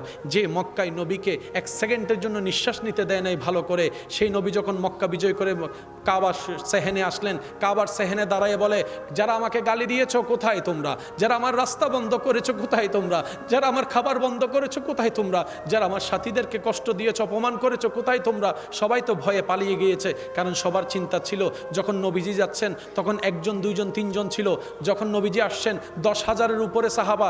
এবার হয়তো আব্দুল্লাহর ছেলে ওয়ালাইসাল্লাম আমাদেরকে সেই অতীতের কাজের প্রতিশোধ নিবে, সবার চিন্তা ধারণা এমন ছিল, ভয়ের মধ্যে ছিল। কিন্তু নবী সবার চিন্তাকে ভুল প্রমাণ করে মক্কার সেহেনে দাঁড়ায় বলে, যারা আমাকে কষ্ট দিয়েছো সবাইকে মাফ করে দিলাম, যারা গালি দিয়েছো সবাইকে মাফ করে দিলাম, যারা খাবার বন্ধ করে দিয়েছো সবাইকে মাফ করে দিলাম, যারা আমি নবীকে কষ্ট দিয়েছো সবাইকে আমি মাফ করে দিলাম। সুবহানাল্লাহ।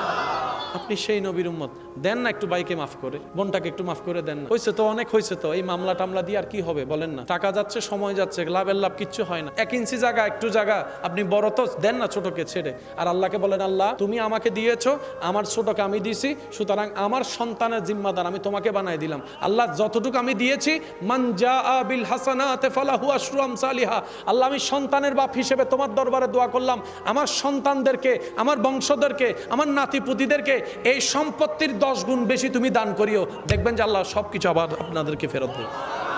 সব মামলা এখানে ওখানে করেন কেন? কিছু মামলা বান্দা হিসেবে রবের কাছে করেন না, যেখানে আহকামুল হাকিমিন ন্যায় বিচার করে। রব বলে, বান্দারে তুই কোন রকম দুনিয়াতে শয়তানের দেওয়া সেই সমস্ত কুমন্ত্রণার প্রতি দাবিত না হয়ে অন্তরকে ধৈর্যের সাথে কোন রকম গুনাহ থেকে বেঁচে আমি রবকে খুশি করে আয়, আমি রবকে খুশি করে চল, আমি রবকে খুশি করে চলার চেষ্টা কর।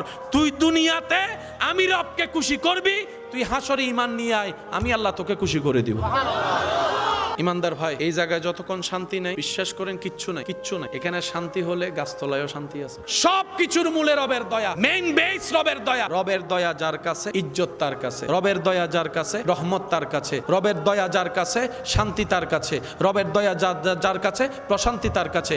রবের দয়া যার কাছে, ঘরে শান্তি তার কাছে। রবের দয়া যার কাছে হয়ে যায়, মৃত্যুটাও তার জন্য শান্তির হয়ে যায়। এইভাবে একদিন আপনার আমার সামনে কুল্লু নফসিন যায়িকাতুল মউতের বাস্তবতা চলে আসবে। মালাকুল মউত ফেরেশতা চলে আসবে আর বলবে, আর 1 সেকেন্ডও তোমার থাকার কোনো সুযোগ নাই, রবের পক্ষ থেকে ডাক এসেছে, চলে আসো। সেদিন আফসোস করা ছাড়া আর কোনো উপায় থাকবে না। সেজন্য যা হয়েছে জীবন, অতীত তো পাল্টাতে পারবো না, কিন্তু আমাদের রব তো রহমান, আমাদের নবী তো রহমাতুল্লিল আলামিন, আমাদের জন্য একটা সুযোগ আছে। সেটা হচ্ছে মন থেকে নিজের কৃতকর্মের জন্য যে তওবা করবে, কান্নাকাটি করবে, অনুশোচনা করবে, নিজের ভুল রবের দরবারে স্বীকার করবে। রব্বুল আলামিন বলে, ইন্নাল্লাহা ইয়াগফিরুজ যুনুবা জামিয়া, বান্দা তুমি যদি দিল থেকে, মন থেকে সত্যিকারভাবে আমি রবের কাছে সারেন্ডার করে তওবা করতে পারো, তুমি তওবা করবা একবার, আমি আল্লাহ মাফ করে দিব তোমার সারা জীবনের গুনাহ। সুবহানাল্লাহ। নবীজি বলে, আল্লাহ তুমি মূসাকে তো নিয়ামত দান করেছো, মূসা তোমার নিয়ামত পেয়ে মূসা কালিমুল্লাহ হয়েছে। আল্লাহ তোমার ভান্ডারের নিয়ামত পেয়ে ঈসা রূহুল্লাহ হয়েছে, দাউদ খলিফাতুল্লাহ হয়েছে, ইসমাইল জবিহুল্লাহ হয়েছে, ইব্রাহিম খলিলুল্লাহ হয়েছে। আল্লাহ তোমার দেওয়া নিয়ামত পেয়ে ঈসা মরা মানুষের সামনে গিয়ে কুম্বি ইজনিল্লাহ বললে সেই মৃত দেহের ভিতর তোমার হুকুমে প্রাণ সঞ্চারিত হয়ে জীবিত হয়ে যেত। সুবহানাল্লাহ। আল্লাহ তোমার নিয়ামত পেয়ে তোমার হুকুমে মূসা লাঠির আঘাত দেওয়ার সাথে সাথে ওই সাগরটা 2 ভাগ হয়ে গেল। আল্লাহ তোমার নিয়ামত পেয়ে ইউসুফ এত সৌন্দর্য লাভ করেছে, পৃথিবীর সবাই মুগ্ধ হয়ে শুধু ইউসুফের দিকে তাকায় থাকতো, ইউসুফের দিকে তাকায় থাকতো। এমনও তো বিশ্ব দেখেছে, এই সৌন্দর্যে মুগ্ধ হয়ে আরবের মিশরের নারীরা আপেল লেবু কাটতে গিয়ে হাত কেটে ফেলেছে, তাদের খবর হয় নাই, ব্যথাও হয় নাই, রক্ত পড়ছে সেই অনুভূতিও তাদের ছিল না। ইউসুফ তোমার নিয়ামত পেয়ে এত সুন্দর হয়েছে, এত সুন্দর হয়েছে। সুবহানাল্লাহ। আল্লাহ গো তোমার দয়ার নিয়ামত পেয়ে দাউদ এত সুন্দর কণ্ঠ পেয়েছে, উনি যখন তেলাওয়াত করত সৃষ্টি জগতের সবাই মুগ্ধ হয়ে ওনার তেলাওয়াত শুনতে চলে আসতো, এমন মুগ্ধকর তেলাওয়াত পেয়েছে। আল্লাহ তোমার নিয়ামত পেয়ে ইব্রাহিম খলিলুল্লাহর আসন পেয়েছে। আল্লাহ সবাই তোমার নিয়ামত পেয়ে হয়েছে, তোমার নিয়ামত পেয়ে হয়েছে, তোমার নিয়ামত পেয়ে হয়েছে। তুমি দিয়েছো, ওনারা আলোকিত হয়েছে, তুমি দিয়েছো ওনারা উদ্ভাসিত হয়েছে, তুমি দিয়েছো ওনারা মুআজিজা দেখিয়েছে। আল্লাহ আমি যে যাচ্ছি আমাকে কিছু দিবেন না? তোমার নিয়ামতের ভান্ডার থেকে মূসাকে তো কিছু দিয়েছো, ঈসাকে তো কিছু দিয়েছো, দাউদকে কিছু দিয়েছো, ইউসুফকে কিছু দিয়েছো, ইসহাককে কিছু দিয়েছো, আইয়ুবকে কিছু দিয়েছো, ইউনুসকে কিছু দিয়েছো। আল্লাহ আমি তো শেষ, আমার পরে তার কেউ নাই, আমাকে তোমার রহমত থেকে নিয়ামত থেকে কিছু দিবে না? রব বলে যে হাবিব আপনি কিছু নিবেন কেন? আপনি তো মূসা নন, আপনি কিছু নিবেন কেন? আপনি তো দাউদ নন, আপনি কিছু নিবেন কেন? আপনি তো ইউসুফের মতো নন, আপনি কিছু নিবেন কেন? আপনি তো ইয়াকুবের মতো নন, আপনি কিছু নিবেন কেন?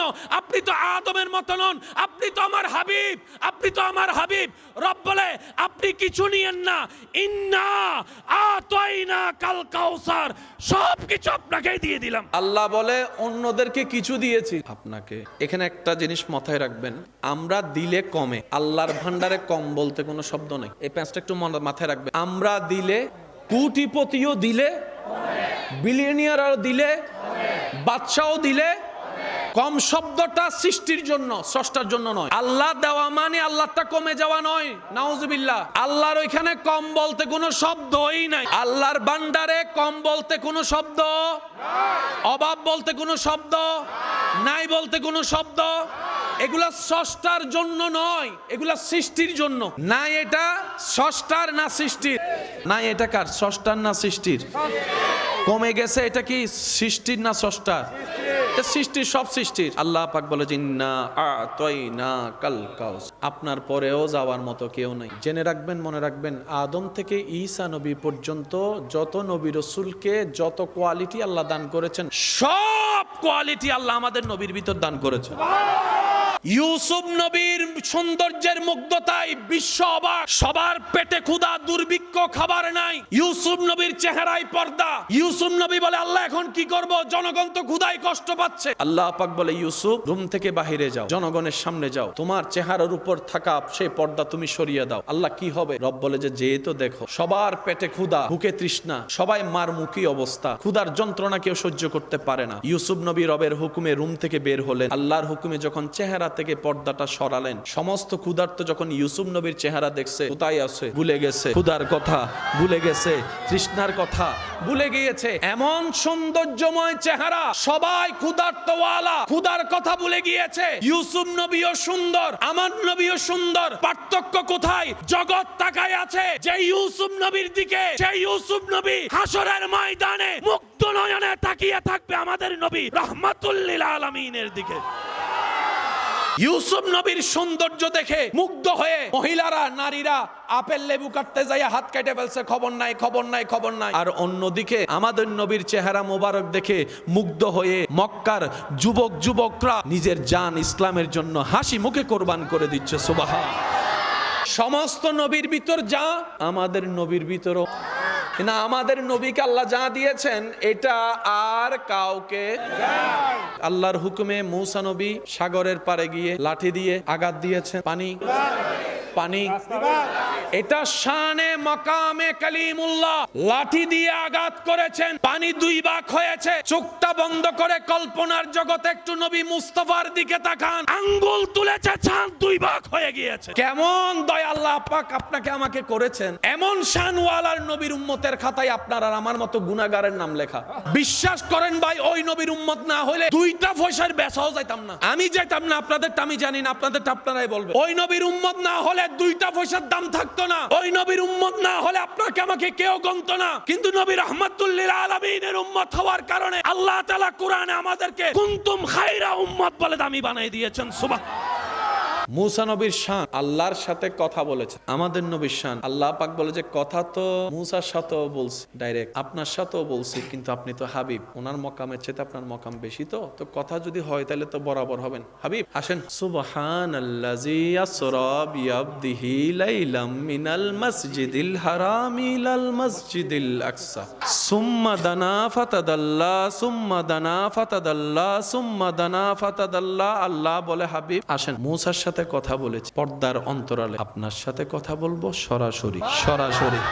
সরাসরি। জগৎ অবাক হয় ইউনুস নবীর মাছের পেটে জিন্দা থাকা। আমার সায়েন্সের বাইরে আমার চাইতে ভালো জানে নির্দিষ্ট সীমা পার হয়ে গেলে উপরের দিকে অক্সিজেন ছাড়া বাঁচা যায়। সেজন্য যারা স্যাটেলাইটে থাকে একটা কভার পরে থাকে, যারা চাঁদের দেশে যায় একটা কভার পরে থাকে। আল্লাহ বলে, হাবিব ইউনুস তো মাছের পেটে জিন্দা, আসেন আপনাকে আমি এমন জায়গায় আনতেছি যেখানে হাওয়াও নাই, বাতাসও নাই, অক্সিজেনও নাই, নিঃশ্বাসও নাই, নাই নাই নাই কিছু নাই, সেখানে এনে আপনাকে জিন্দা আনবো, আবার জিন্দা পাঠাবো। আল্লাহ যাকে হাবিব বানিয়েছেন সেই নবী কাদের নবী? আল্লাহ যাকে হাবিব বানিয়েছেন সেই নবী কাদের নবী? আল্লাহ যাকে নবীদের ইমাম বানিয়েছেন সেই নবী কাদের নবী? আল্লাহ যাকে মেরাজের দুলা বানিয়েছেন সেই নবী কাদের নবী? আল্লাহ যাকে জান্নাতের মালিক বানিয়েছেন সেই নবী কাদের নবী? আল্লাহ যাকে শ্রেষ্ঠ কিতাব কোরআন দান করেছেন সেই নবী কাদের নবী? তা আমাদের নবী, আমাদের নবী। এবার মহাব্বতটাকে একটু প্রমোশন দিয়ে বলেন আমার নবী, আমার নবী। দেখেন তো নিজের ভিতর একটা লাগে কি লাগে না, কিছু একটা লাগে মনে হয়। বলেন বলেন, ওই নবী কাদের নবী? এবার বলেন আমার নবী। ওই নবী কার নবী? আরো জোরে বলেন, ওই নবী কার নবী? ওই নবী কার নবী? যারা বুকের মধ্যে হাত দিচ্ছেন আপনাদেরকে বিশেষ ধন্যবাদ। ওই নবী কার নবী? কারণ মুখে বলার সাথে যখন হাত এখানে যায় তখন সম্পর্কটা আরো মধুর হয়ে যায়। ওই নবী কার নবী? ওই নবী কার নবী? আপনি দুনিয়াতে শুধু এই কথার উপর থাকেন এবং এই কথার মান ইজ্জত রক্ষা করে চলার চেষ্টা করেন। আপনি বলতে থাকবেন এটা আমার নবী, এটা আমার নবী, এটা আমার নবী, এটা আমার নবী, এটা আমার নবী, এটা আমার নবী, শানওয়ালা নবী আমার নবী, মেরাজের দুলা নবী আমার নবী, আল্লাহর হাবিব নবী আমার নবী, ইয়াসিনওয়ালা নবী আমার নবী, মুদ্দাসির নবী আমার নবী, মুজাম্মিল নবী আমার নবী, মুসার ইমাম নবী আমার নবী, ইউনুসের ইমাম নবী আমার নবী, আমার নবী, আমার নবী। যেদিন আপনি হাসরে যাবেন একবার যদি সেই নবী আল্লাহকে বলে আল্লাহ এটা আমার উম্মত, কাম হয়ে গেছে। নবী যদি একবার বলে আল্লাহ এটা আমার উম্মত। ওলি জগতের উজ্জ্বল নক্ষত্র হযরত জুনায়েদ বাগদাদি রাহমাতুল্লাহ আলাইহি, হযরত সাররি সাকাতি রাহমাতুল্লাহ আলাইহির সাথে বাজার পথে রাস্তা দিয়ে হেঁটে যাচ্ছে। হঠাৎ করে দেখলেন মানুষের জড়ো হওয়া। হযরত সাররি সাকাতি রাহমাতুল্লাহ আলাইহি হযরত জুনায়েদ বাগদাদিকে বললেন একটু গিয়ে দেখো তো কাহিনীটা কি, ঘটনা কি। হযরত জুনায়েদ বাগদাদি গেলেন, যাওয়ার পরে দেখলেন অনেকগুলা মানুষ একটা মানুষকে ঘিরে দাঁড়িয়ে আছে, বিভিন্ন বাজে বাজে কথা বলছে। যে মানুষটা নেশা করে মাতাল হয়ে পড়ে আছে। এই খবরটা যখন আল্লাহর ওলি হযরত সাররি সাকাতি রাহমাতুল্লাহ আলাইহির কাছে এসে পৌঁছলো, সাররি সাকাতি রাহমাতুল্লাহ আলাইহি ওই মদ পানকারী শরাব পানকারী ব্যক্তির কাছে গেলেন, যার পাশে কেউ যেতেই চাচ্ছে না, দাঁড়িয়ে দূর থেকে সবাই মন্দ কথা বলছে। ওই সময়ের জগৎ বিখ্যাত আলেম, ফকি, মুফতি, আল্লাহর ওলি, গ্রেডেড বান্দাদের ভিতর অন্যতম ওনারা গেলেন। ওনাদেরকে দেখে এলাকার মানুষ সবাই সম্মানে শ্রদ্ধায় সরে গেলেন। এবার হযরত সাররি সাকাতি রাহমাতুল্লাহ আলাইহি হযরত জুনায়েদ বাগদাদিকে বললেন জুনায়েদ এক বাটি পানি নিয়ে আসো। জুনায়েদ বাগদাদি বললেন হুজুর পানি কেন? বলছি নিয়ে আসো। পানি আনলেন। হযরত সাররি সাকাতি রাহমাতুল্লাহ আলাইহি ওই পানি দিয়ে ওই মদ পানকারী ব্যক্তির চেহারা ধুয়ে দিলেন, নিজের হাতে চেহারা ধুয়ে দিলেন। এলাকাবাসী সবাই তাকায় আছে, ওই যার পাশে কেউ যায় না, এত বড় একজন ওলি আলেম ওনার চেহারা ধুয়ে দিচ্ছে, খারাপ মানুষের চেহারা ধুয়ে দিচ্ছে। যার এক একজনের চিন্তা এক এক রকম, মন এক এক রকম, এক একজনের মন্তব্য এক এক রকম, সবারটা সবার সাথে মিলে না, এটাই বাস্তব। সাররি সাকাতি রাহমাতুল্লাহ আলাইহি ওনার ওই মদদি ব্যক্তির চেহারাটা ধুয়ে দেওয়ার পরে কিছুক্ষণ চোখ বন্ধ করে থেকে দুইটা হাত রবের দরবারে তুলে দিলেন। মদদি ব্যক্তির সামনে বসে মুখ ধুয়ে দেওয়ার পরে আল্লাহর ওলি হযরত সাররি সাকাতি রাহমাতুল্লাহ আলাইহি দুইটা হাত রবের দরবারে তুলে দিয়ে বললেন ইয়া মুকাল্লিবাল কুলুব, আল্লাহ আমার সামর্থ্য এতটুকু আছে, আমি তার মুখটা ধুয়ে দিয়েছি, তুমি দয়া করে তার অন্তরটা ধুয়ে দাও। আল্লাহ আমার সামর্থ্য এতটুকু, আমি তার চেহারাটা ধুয়ে দিতে পারবো, এর বেশি আমার কোনো ক্ষমতা নাই। ও অন্তর পরিবর্তনকারী, তুমি চাইলে তো সেকেন্ডে সবকিছু হয়ে যায়। আল্লাহ আমি তার চেহারাটা ধুয়ে দিলাম, তুমি তার নিয়ত ধুয়ে দাও, মন ধুয়ে দাও, অন্তর ধুয়ে দাও, কলব ধুয়ে দাও। মুনাজাত করে আল্লাহর কাছে দরখাস্ত দিয়ে চলে আসলেন। সুবহে সাদিকের পরে যখন সাররি সাকাতি রাহমাতুল্লাহ আলাইহি এবং হযরত জুনায়েদ বাগদাদি রাহমাতুল্লাহ আলাইহি মসজিদ অভিমুখে রওনা হলেন, ওনারা গিয়ে দেখে যে মানুষটা গতকাল নেশা করে রাস্তায় পড়েছিল আজকে সেই মানুষটাই মসজিদের প্রথম কাতারে দাঁড়িয়ে আছে।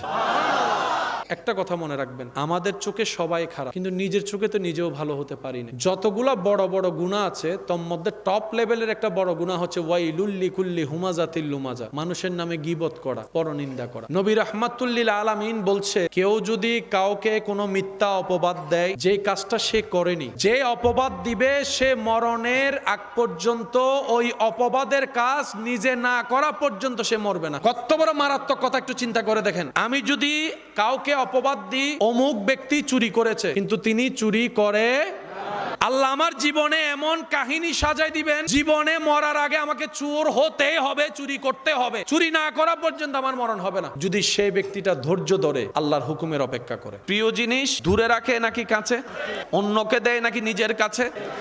আল্লাহর সৃষ্টিতে সবচাইতে আল্লাহর ভালোবাসা আর আপনার আমার নবী রাহমাতুল লিল আলামিন, সেই নবীকে আল্লাহ নিজের কাছে না রেখে আমাদেরকে দিয়ে দিয়েছে। আল্লাহ বানালেন আমাদের নবীকে সবার, পাঠালেন সবার। আল্লাহ শেষে যদি পাঠাবা, বানালা কেন আগে? বানাইলাই যেহেতু আগে, পাঠাইলা কেন শেষে? রব বলে যে আমি রবের প্রত্যেকটা কাজে হিকমত আছে, আমি রবের প্রত্যেকটা কাজে কুদরতের নিদর্শন আছে, আমি রবের প্রত্যেকটা কাজের মধ্যে একটা উত্তম প্ল্যানিং আছে। চিৎকার দিয়ে বলেন সুবহানাল্লাহ। আল্লাহ পাক বানাই রাখলেন আপনার আমার নবী, হাবিব নবী, রাহমাতুল লিল আলামিন নবী, দু জাহানের বাদশা নবী, গুনাহগার উম্মতের কান্ডারি নবী, মেরাজের দুলা নবীকে আল্লাহ তাআলা বানাই রাখলেন। বানানোর পরে আল্লাহ পাক সবকিছু সৃষ্টি করলেন। আদম নবীকে বানালেন, মূসা নবীকে বানালেন, ঈসা নবীকে বানালেন, দাউদ নবীকে বানালেন, ইউসুফ নবীকে বানালেন। এবার আল্লাহ তাআলার নবীদের লিস্টি বানালেন, রসুলের লিস্টি বানালেন। এবার আল্লাহ পাক লিস্টি করলেন কে পৃথিবীতে কখন আসবে, কে আগে আসবে, কে পরে আসবে। ওই ধারাবাহিকতায় আল্লাহর হুকুমে সময়ে সময়ে আসমান থেকে নবী রসুল্লাহ আল্লাহর দেওয়া পদ্ধতিতে দুনিয়াতে চেহারা উদ্ভাসিত হতে লাগলো।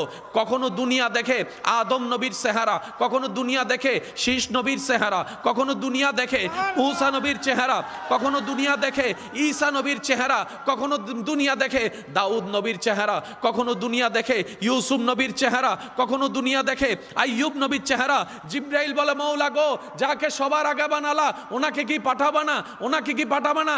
1 নম্বর চলে আসলো, 5 নম্বর নবী চলে আসলো, 10 নম্বর নবী চলে আসলো, 10 লাখ নবী, 1 লাখ নবী চলে আসলো। আল্লাহ এখনো পাঠাবা না? রব বলে যে না, ওদেরকে যেতে দাও, আমার হাবিব পরে যাবে, ওদেরকে যেতে দাও, আমার বন্ধু পরে যাবে, ওরাদেরকে যেতে দাও, আমার বন্ধু পরে যাবে। এখন না, আস্তে আস্তে ঈসা নবী চলে আসলেন। নবীদের লিস্টিতে, রসুলের লিস্টিতে আর কোন নবী রসুল, আমার নবী ছাড়া আর কোন নবী রসুল বাকি। এবার আসবে ভিআইপি। আমাদের ভিতর ভিআইপি হচ্ছে নামাজি, নামাজির চাইতে ভিআইপি হচ্ছে ওলি আউলিয়া, ওলি আউলিয়ার চাইতে আরো অনেক গুণ ভিআইপি হচ্ছে সাহাবা, সাহাবার চাইতে ভিআইপি হচ্ছেন নবীগণ, নবীগণের চাইতেও ভিআইপি হচ্ছে রসুলগণ। আর যিনি ভিভিআইপি তিনি নবী রাহমাতুল লিল আলামিন। সবচাইতে যিনি টপ লেভেলের ভিআইপি তিনি আপনার আমার নবী রাহমাতুল লিল আলামিন। জিব্রাইল বলে, আল্লাহ লিস্টি তো শেষ, আসে শুধু লিস্টিতে। রব বলে যে এখন আমারটা যাবে, আমার হাবিব যাবে, প্রস্তুতি নাও, বিশ্বকে সাজাও, আমার হাবিব যাবে। আমাদের নবীর চাইতে ভিআইপি আর কেউ নাই। সে নবীকে আল্লাহ তাআলা পাঠানোর জন্য সিলেক্ট করলেন পৃথিবী। এবার আমার ইমানদার ভাইয়ের আওয়াজ দিয়ে বলেন, পৃথিবীর মধ্যে কি দেশ একটা নাকি অনেক? জায়গা কি একটা না অনেক? এতগুলা জায়গার ভিতরে আল্লাহ নিজের হাবিবকে পাঠানোর জন্য একটা জায়গা সিলেক্ট করলেন, সেটা হচ্ছে জাজিরাতুল আরব। নবীজি যখন দুনিয়াতে আসছিলেন তখনকার সময়ে বিশ্ব ভূমণ্ডে যে দেশগুলা, যে রাষ্ট্রগুলা সবচাইতে শিক্ষিত, মডার্ন, একদম উন্নত ছিল, ওগুলার মধ্যে 1 নম্বরের মধ্যে ছিল মনে করেন যে রোম সাম্রাজ্য। কিন্তু আল্লাহ নিজের হাবিবকে পাঠানোর জন্য জায়গা বাছাই করলেন জাজিরাতুল আরব। জাজিরাতুল আরবের বিস্তর এরিয়ার ভিতরে আল্লাহ তাআলা সিলেক্ট করলেন মক্কাতুল মুকাররমা। আগে ছিল ভাক্কা, পরে হলো মক্কা, মক্কাতুল মুকাররমা। এই মক্কাতুল মুকাররমার মধ্যে অনেক গোত্র আছে, আল্লাহ তাআলা বাছাই করলেন কুরাইশ। আল্লাহ তাআলা বলে সিলেকশন আমার। নবীকে পাঠানোর জন্য জায়গা সিলেক্ট করলেন কে? কুরাইশ বংশের ভিতরে অনেক পরিবার। আল্লাহ বাছাই করলেন আব্দুল মুত্তালিব রাদিয়াল্লাহু তাআলা পরিবার। বাবা হিসেবে বাছাই করলেন নামজার আব্দুল্লাহ, আল্লাহর বান্দা। নবীজির বাবা হিসেবে সিলেক্ট করলেন হযরত আব্দুল্লাহ রাদিয়াল্লাহু তাআলা। নবীজি কাকে মা ডাকবে সেই সিলেকশন আল্লাহ করেছেন হযরত আমেনা। যেই আল্লাহর সিলেকশনে বিন্দু পরিমাণ কোনো ভুল, যে আল্লাহর সিলেকশনে বিন্দু পরিমাণ কোনো কমতি, যে আল্লাহর জ্ঞানের মধ্যে জানার মধ্যে কোনো পরিমাণ কমতি, যে আল্লাহর ভান্ডারের মধ্যে নিয়ামতের কোনো কমতি, যে আল্লাহর দেওয়ার মধ্যে কোনো কমতি, যে আল্লাহর সিদ্ধান্তে কোনো ভুল নাই, সে আল্লাহ সিদ্ধান্ত নিতেছে। নবীর দিকে তাকায়েন না, যিনি সিদ্ধান্ত নিচ্ছে ওনার দিকে তাকান। আল্লাহ তাআলা আমাদের নবীকে পাঠানোর সিদ্ধান্ত করে ফেললেন। তো নবীজি বলে, আল্লাহ সব নবী রাসূলই তোমার পছন্দের মনোনীত বাছাইকৃত, তুমি নিজ দয়ায় আমাকে সবার উপরে ইমামুল আম্বিয়া বানিয়েছো, হাবিবুল্লাহর শান দান করেছো। আল্লাহ আমি যে দুনিয়াতে যাচ্ছি তোমার পক্ষ হয়ে কাজ করার জন্য, দুনিয়াতে তো শয়তানের প্রভাব অনেক বেশি, কারণ এমন জায়গায় তুমি আমাকে পাঠাচ্ছ যে এলাকার মানুষ পানি খাওয়ার মতো মদ খায়, যেটাকে আইয়ামে, নবীজির আসার আগের সময়টাকে আইয়ামে জাহিলিয়া মানি ওই এলাকার তখনকার মানুষের চিন্তাধারা এমন ছিল, এতটুক বলি, নিজের মার সাথে অবৈধ কাজ করতে যাদের বুক কাঁপতো না। এবার বুঝতে পারছেন মেন্টালিটি কেমন ছিল? আর কিছু তো বলার দরকার নাই। বাপ হয়ে নিজের মেয়েকে জীবন্ত কবর দিত, চোখে পানি আসা তো দূরের কথা, মুখে হাসি ফুটতো, নাউজুবিল্লাহ বলেন। তাহলে ওই এলাকার মানুষের চিন্তাধারা কেমন হতে পারে বোঝা হয়েছে, মন কেমন কঠিন পাথর বোঝা হয়েছে। আল্লাহ পাক বলে, হাবিব একটু নিবেন কেন, সব নেই, সব আপনার জন্য, সব আপনার। কিছু জিনিস বুঝতে ব্রেন লাগে, মনে রাখবেন, জেনে রাখবেন, ইসলাম বুঝতে ব্রেন লাগে না, সুন্দর একটা দিল লাগে। আপনি পৃথিবীর সমস্ত সাবজেক্ট আয়ত্ত করার জন্য ফ্রেশ একটা ব্রেনের দরকার। কোরআন হাদিস কখনো ব্রেন দ্বারা ক্যাপচার করা সম্ভব না। সেজন্য আল্লাহ তাআলা কোরআনটা নবীর ব্রেনে নাজিল করে নাই, সিনায় নাজিল করেছেন, সিনায় নাজিল করেছেন। একজন মানুষ 40 বছর পর্যন্ত পড়ালেখা করে বড় বড় দেশে গিয়ে সার্টিফিকেট অর্জন করে এসে যখন সে আসবে বড় বড় সার্টিফিকেট, এই পৃথিবীতে তার একটা দাম আছে না নাই? সব জায়গায় চাকরি হওয়ার একটা চান্স আছে না নাই? বিভিন্ন বড় বড় ফ্যাক্টরি যদি তার অভিজ্ঞতা থাকে, তাকে ডাকবে কি ডাকবে না? এবার সে চাকরি পাওয়ার ঠিক আগের দিন যদি নিবে, যদি ওনাদেরকে দেওয়া হয় যে এই দেখেন বড় বড় সার্টিফিকেট, অক্সফোর্ড ইউনিভার্সিটি থেকে পড়ালেখা করে আসছে, সার্টিফিকেটের কোনো দাম, জ্ঞানের কোনো দাম, কি আউট হয়ে গেছে। যখন আপনি আমি কাউকে ব্রেন আউটের ইঙ্গিত দিই, তখন অটোমেটিক আপনার আমার আঙ্গুল কিন্তু এখানে চলে যায়, এই তেলনা মাতিস, আঙ্গুল কোথায়, যেখানে কি আছে। ব্রেন আউট হলে সে সাদা কালো চিনে, ব্রেন আউট হয়ে গেলে সে আর ভালো মন্দ বুঝে। সেজন্য সুস্থ মানুষ অপরাধ করলে পুলিশ এসে গ্রেফতার করে, কিন্তু পাগলে যদি কারো মাথাও ফাটাই দেয়, পুলিশ যদি আইসা দেখে যে আপনি পাগলে আপনার মাথা ফাটাই দিছে, পুলিশে পাগলকে ধরবে না, অনরদরি হবে ঈদের গুতরকা। কারণ পাগলের জন্য কোনো জেলখানা, যে পাগলে যারে মারে জনগণ তারে মারে। পাগলের জন্য কোনো গরম ঠান্ডা, পাগলের জন্য কোনো সংসার পরিবার, পাগলের জন্য কোনো নামাজ, পাগলের জন্য কোনো রোজা, পাগলের জন্য কোনো বিয়ে, পাগলের জন্য কোনো ব্যবসা। কারণ এগুলা করার জন্য যে ব্রেনটা অ্যাক্টিভ থাকা যে পরিমাণ দরকার, তার কাছে সেই পরিমাণ ব্রেন। পাগল দুনিয়াতে স্বাভাবিক চলাফেরা করতে পারে। একজন বড় ডাক্তার যদি পাগল হয়ে যায়, তার ডাক্তারগিরি, ইঞ্জিনিয়ার যদি পাগল হয়ে যায়, ইঞ্জিনিয়ারগিরি, ড্রাইভার যদি পাগল হয়ে যায়, ড্রাইভারগিরি, ব্যবসায়ী যদি পাগল হয়ে যায়, ব্যবসায়ী, স্বামী যদি পাগল হয়ে যায়, স্বামীগিরি, একটু জোরে বলেন না, স্ত্রী যদি পাগল হয়ে যায়, স্ত্রীগিরি, বক্তা যদি পাগল হয়ে যায়, বক্তাগিরি, ইমাম যদি পাগল হয়ে যায়, ইমামগিরি, সাসা যদি পাগল হয়ে যায়, সাসাগিরি, হাফেজ যদি পাগল হয়ে যায়, হাফেজগিরি। পৃথিবীতে অনেক পাগল দেখবেন কোরআনে হাফেজ, সে পৃথিবীর কিচ্ছু বোঝে না, কিন্তু কোরআন শরীফ পড়তে যদি বলে পড়তে থাকে। ডাক্তারের ডাক্তারগিরি, ইঞ্জিনিয়ারের ইঞ্জিনিয়ারগিরি, বক্তার বক্তাগিরি, ইমামের ইমামগিরি, ড্রাইভারের ড্রাইভারগিরি, নেতার নেতাগিরি, এমপির এমপিগিরি, মন্ত্রীর মন্ত্রীগিরি, শিক্ষকের শিক্ষাগিরি। কিন্তু হাফেজের হেফজ শেষ হয় না, হাফেজের হেফজ শেষ হয় না। জগৎ অবাক হয়ে অ্যানালাইসিস করে, হাউ ক্যান পসিবল, তার ব্রেন তো সুস্থ নাই, সে তো মা চিনে না, খালা চিনে না, বড় চিনে না, ছোট চিনে না, গরম চিনে না, ঠান্ডা চিনে না। শীতকালে দেখা যায় পানিতে নেমে বসে আছে, গরমকালে দেখা যায় কম্বল গায়ে দিয়ে বসে আছে। কিন্তু কোরআন তেলাওয়াত যখন করতে বলা হয়, হাফেজে মুকাররম, হাফেজে করিম, হাফেজে মুকাররম যখন কোরআন তেলাওয়াত করে, তখন তার কোরআন তেলাওয়াত শুনে কেউ আর তাকে পাগল ভাবতে পারে না, পাগল ভাবতে পারে না, পাগল ভাবতে পারে না।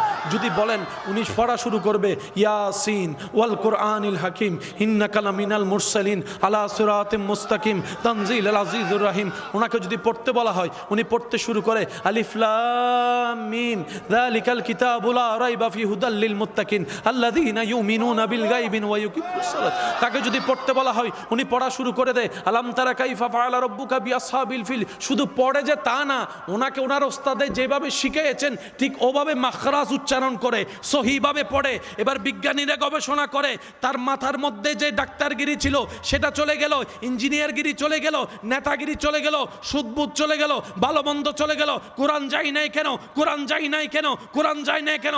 গবেষণা করে দেখা যায় সমস্ত ব্রেন, সমস্ত জ্ঞান ব্রেনের মেমোরি কার্ডে সেভ হয়েছে, কিন্তু হাফেজের কোরআন ব্রেনে সেভ হয় না, অন্তরে সেভ হয়, অন্তরে সেভ হয়, অন্তরে সেভ হয়। পাগল ব্রেন হয়, নষ্ট ব্রেন হয়, লুজ ব্রেন হয়, অন্তর কখনো নষ্ট হয় না। কোরআন সেভ হয় কোথায়?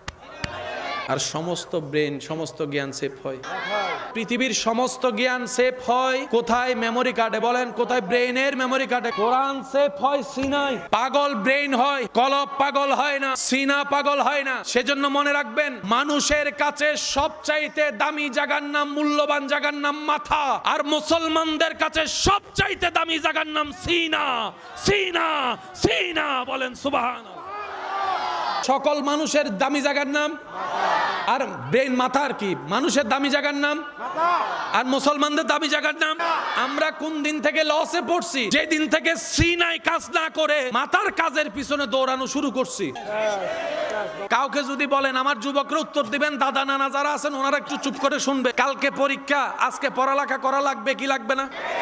প্রশ্ন লেখা লাগবে প্রায় 12টা, মুখস্থ একটাও হয় না। এতদিন তো নওয়া পড়ে, এখন না হাজার মুখস্থ করার পরে 12টার মধ্যে মোটামুটি মুখস্থ করছে মাত্র ভালো করে 3টা। পরীক্ষার অলজাই রাইন্ডে প্রথম লাইন ভুলি গি হয়, এরকম হয়। তখন সামনে জন প্রথম লাইন না হয় ভাবনা শুরু করে প্রথম লাইনটা জানি কি ছিল, কারণ প্রথম লাইন আসলে অটোমেটিক দ্বিতীয় লাইন, তৃতীয় লাইন গুলা চলে আসে। যে কোন এখানে কে কোন হাফেজ আছে? এখানে এখানে কোন হাফেজ, হাফেজ কে আছে? ওনারা যখন তারাবির ইন্টারভিউ দিতে যায়, ওনাদেরকে যে প্রশ্নগুলো যেভাবে করে, এত পারার, এত নম্বর পৃষ্ঠার, অমুক লাইন থেকে পড়ে। আপনি যে কোনো হাফেজকে যদি ডেকে বলেন যে আচ্ছা বলতো ভাইয়া বলো তো 4 পারার 5 নম্বর পৃষ্ঠা, আপনি বলবেন 1 2 3 4 5 সেকেন্ড হতে না হতেই দেখবেন পড়া শুরু। হঠাৎ করে ওনাকে থামাই দিয়ে বলবেন আচ্ছা ঠিক আছে 10 পারা 4 নম্বর পৃষ্ঠা থেকে বলতো, পড়া শুরু। আপনি যদি বলেন হঠাৎ করে বলেন যে 12 পারার মধ্যে আপনার 2 নম্বর পৃষ্ঠা থেকে বলেন তো, পড়া শুরু। এই মিরাক্কেল পৃথিবীর কোন বইয়ের মধ্যে আপনি দেখবেন না। যেখানে একটা ক্লাস 9 10 এ থাকা অবস্থায় এসে প্যারাগ্রাফ মুখস্থ করা হয়েছে কি হয় নাই? Journey by book, journey by train. এখন ইন্টারে পড়া, ডিগ্রিতে পড়া আমার ছেলেকে, আমার বাইকে যদি বলি যে জার্নি বাই ট্রেন নিবে হতো, এখন আসে না। আমি বললাম কেন এত কষ্ট করে সারা রাত জেগে তুই যে প্রশ্নটা মুখস্থ করলি ভাই, এটা খেয়ে ফেললি কেন? মুখস্থ করছিলাম লেখার জন্য, লেখাও শেষ। 8 বছরে হাফেজ হওয়া সেই ছেলেটাকে যখন বয়স 36 40, তখনও যদি জিজ্ঞেস করেন অনর্গল পড়তে থাকে, অনর্গল পড়তে থাকে, এটার ব্যাপার কি, মামলা কি? রব বলে যে পৃথিবীর সমস্ত কিতাব বই মুখস্থ করতে হয় নিজের প্রচেষ্টায়, কোরআন চেষ্টা করলে সম্ভব হয় না, কোরআন হেফজ হয় আমি রবের দয়া। রবের দয়া ছাড়া সম্ভব? আগের যুগে যত আসমানি কিতাব নাজিল হয়েছে এগুলো কি মনে থাকবে ভাই আপনাদের, নাকি ভুলে যাবেন? আল্লাহর ভাষা কি?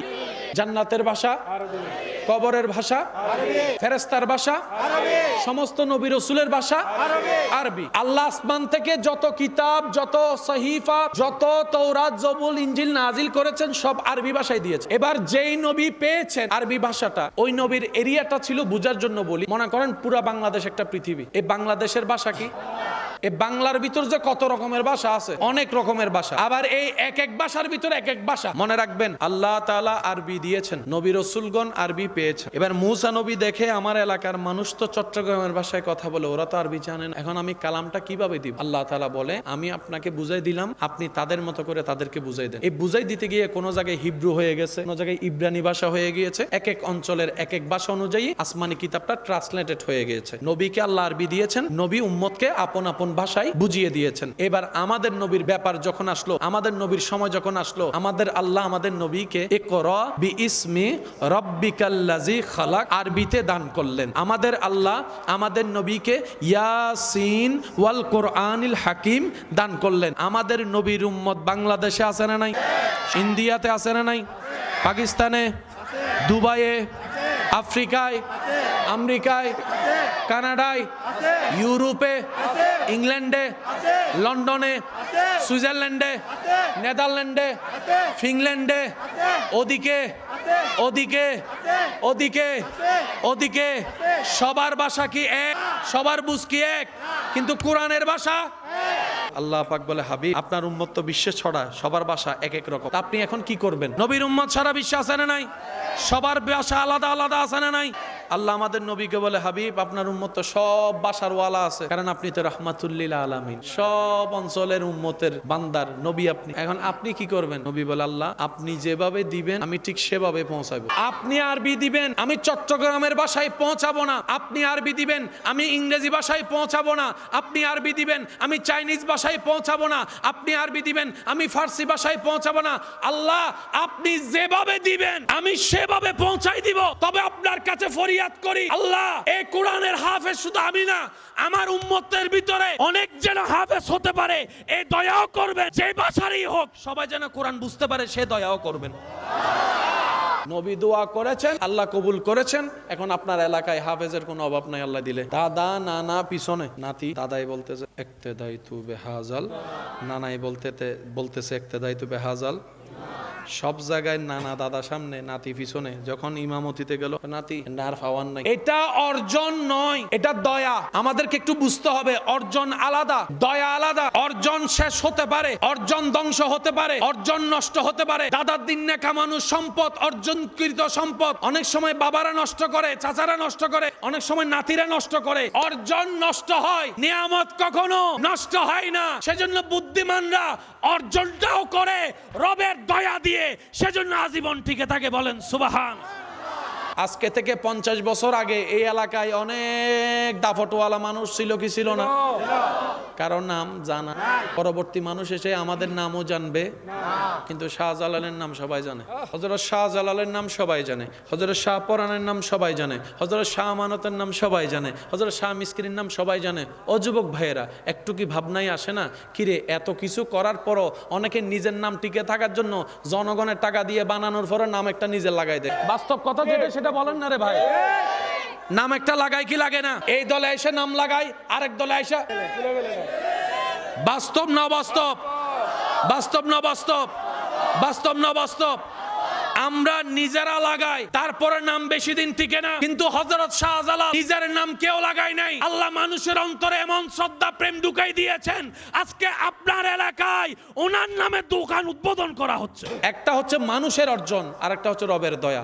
আল্লাহ ওয়ালারা যেটা অর্জন করেছেন সেটা হচ্ছে রবের দয়া অর্জন করেছে। আমরা অর্জন করি আমাদেরটা, রবের দয়া আমরা নিতে চাই চাই না। কিন্তু আল্লাহ বলিরা যারা আল্লাহর প্রিয় বন্ধু, তারা এমন সুকৌশলে হিকমত করেছেন, দুনিয়াও করেছেন রবের দয়াও নিয়েছেন, দুনিয়াও করেছেন রবের দয়া নিয়েছেন। এখানে আমি একটা কথা বলি, যদি আপনারা রাগ না করেন, কারো ঘরে যদি অনেকগুলো মেয়ে হয় তারপরও সে একটা আশা করে কি সন্তানের, যদিও করাটা ঠিক নয়, এই করাটা ঠিক নয়। কেন নয়? ছেলে হবে না মেয়ে হবে সিদ্ধান্ত আল্লাহ। আর আল্লাহ যখন যেটা করেন বুঝে শুনে করেন, ভালোর জন্যই করেন। পুত্র সন্তান নাতিপতি চাই কেন? নামটা যেন টিকে থাকে, বংশের নামটা যেন টিকে। এটা আমাদের ধারণা আসলে, কিন্তু এটা টিকে থাকে না। ওয়াইবে যদি ইন্দে অস্তরওয়ালা হয়, নাতিবে যদি দুই মিকে দুয়ার আহন্য হয়, নাম না বদনাম। সেজন্য পুত্র সন্তান খুঁজবেন না, কন্যা সন্তান খুঁজবেন না, আল্লাহকে বলবেন আল্লাহ নেককার একটা সন্তান দাও, এই সন্তানের কারণে হাসরের ময়দান আমরা মা বাবা ইজ্জতওয়ালা হব। এতটুকু দোয়া করেন অন্তত, তাহলে আল্লাহ বুঝে শুনে ভালোটাই দিবে, যেটা আপনার জন্য কল্যাণ। আর যেটাই দিবে সেটার উপর খুশি থাকবেন। আমরা পরবর্তী প্রজন্মের কাছে নিজের নাম টিকানোর জন্য অনেক কিছুই করি, কিন্তু আপনি একটু চোখ বন্ধ করে আল্লাহর ওলিদের জীবনী দেখেন, ওনাদের বংশধর নাই কিন্তু নাম এখনো বড় আকারে। না, মানুষজনের কোনো অভাব নাই, প্রত্যেক দিন যাচ্ছে আল্লাহর ওলির কাছে। আমরা ডাকলেও মানুষ আসে না, ওখানে নিজের থেকে যায়। কেন? ওনারা আজীবন রবের ইচ্ছাকে ইজ্জত দিয়েছেন, ওনারা আজীবন নিজের মনের চাইতে চাওয়ার চাইতে রবের ইচ্ছাকে ইজ্জত দিয়েছেন। রব্বুল আলামিন ওনাদের অবর্তমানেও কিয়ামত পর্যন্ত মানুষের অন্তরে ওনাদের জন্য ইজ্জতের ব্যবস্থা করে দিয়েছেন। সুবহান। এই যে আপনি আমি নামাজ পড়ি, এটার মেইন বেসটা কি? জান্নাত পাওয়া না তো। এটার মেইন বেসটা হচ্ছে রবের দয়া পাওয়া। আমরা রোজা রাখলে, উপবাস থাকলে আল্লাহর কোনো লাভ আছে? আমরা সারা দিন ভর খাইলে আল্লাহর কোনো ক্ষতি আছে? তো রমজানের রোজাটা রাখছি কেন? আল্লাহ যেন আমাদের উপর খুশি হয়, দয়া করে। মা বাবার সেবার মূল কারণ কি? রবের দয়া পাওয়া। কারণ এগুলা করলে রব খুশি হয়। খুশি হলে কি দেয়? দয়া করে। ওদের সম্মান করলে রব খুশি হয়। ছোটদেরকে স্নেহ করলে রব খুশি হয়। স্ত্রীকে মহাব্বত করলে রব খুশি হয়। স্বামীকে ইজ্জত করলে রব খুশি হয়। পাওনাদারের পাওনা দিয়ে দিলে রব খুশি হয়। যে জায়গা পায় তাকে জায়গা দিয়ে দিলে রব খুশি হয়। যার পানি নাই পানি দিয়ে দিলে রব খুশি হয়। যার ক্ষুধার্ত তাকে খাবার দিলে রব খুশি হয়। সব কিছুর মূলে হচ্ছে রব্বুল আলামিনকে খুশি করা। সেজন্য নিজে বাঁচলে বাপের না। আর কয়দিন বাঁচবো একটু হিসাব করে দেখেন না। চোখটা বন্ধ করে দেখলে দেখবেন এই তো স্কুল জীবন, এই তো প্রাইমারি স্কুলে যাওয়া, এই তো হাই স্কুলে যাওয়া, স্কুলের পোশাক পরা, সব চোখে ভাসবে। চোখে ভাসবে বন্ধুদের সাথে নিয়ে খেলা করা, চোখে ভাসবে নদীতে পুকুরে গোসল করার দৃশ্যটা, চোখে ভাসবে বৃষ্টিতে ভিজে ভিজে যাওয়া, চোখে ভাসবে 8 আনা 1 টাকার 2 টাকার নারিকেলের আইসক্রিম খাওয়া, দুধের আইসক্রিম খাওয়া।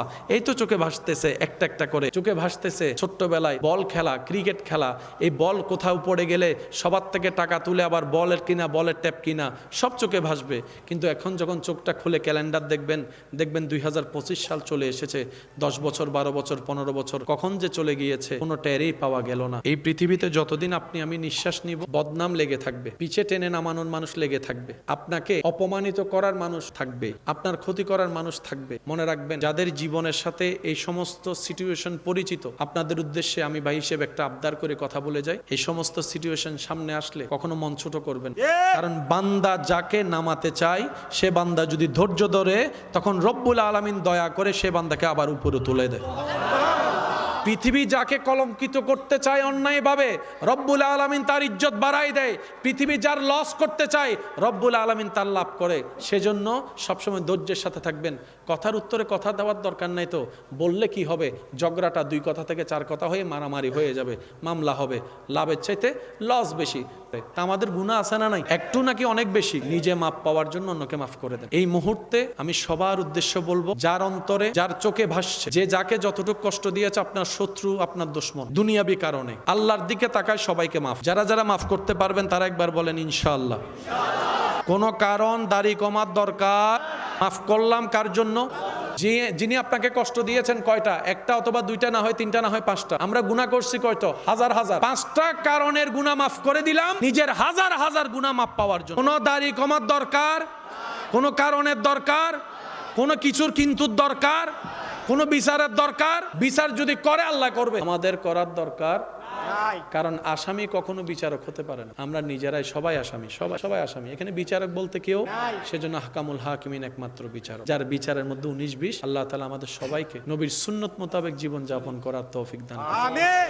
রব্বুল আলামিন আমাদের উপর যত প্রকার দয়া করেছেন, যত ধরনের দয়া দিয়ে আল্লাহ তাআলা আমাদেরকে ধন্য করেছেন, এই দয়ার লিস্টি যদি আমরা করতে যাই, এই নিয়ামতের লিস্টি যদি আমরা করতে যাই, সব দয়ার ভিতরে যে মহান দয়াটা আল্লাহ তাআলা আমরা অযোগ্য, গুনেহগার, পাপী, অপরাধীদের উপর করেছেন, সেটা হচ্ছে লাকাদ মান্নাল্লাহু আলাল মুমিনিনা মিন আনফুসিহিম। প্রিয় জিনিস কেউ কাউকে দিতে চায়, প্রিয় জিনিস কেউ কাউকে দেখাতে চায়, প্রিয় জিনিস কেউ কাউকে স্পর্শ করতে দিতে চায়, প্রিয় জিনিস কেউ কারো থেকে দূরে দিতে চায়।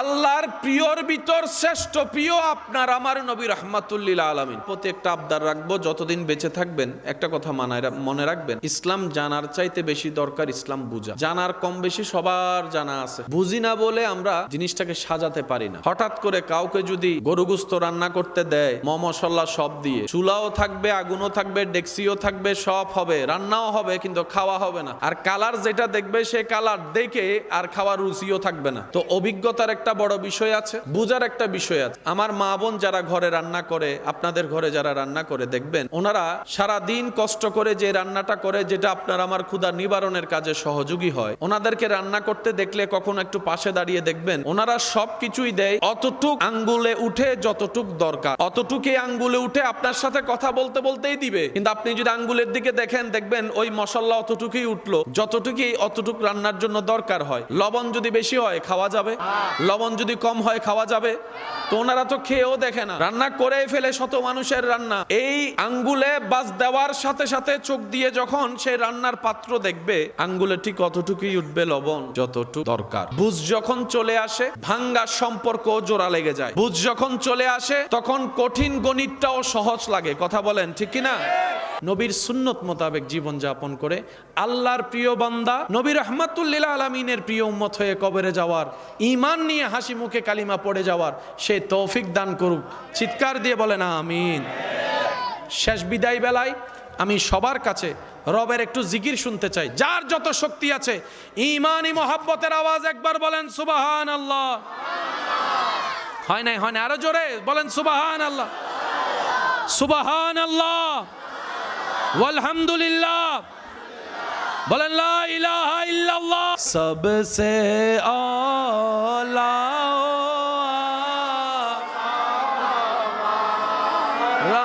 নবী, সবসে বা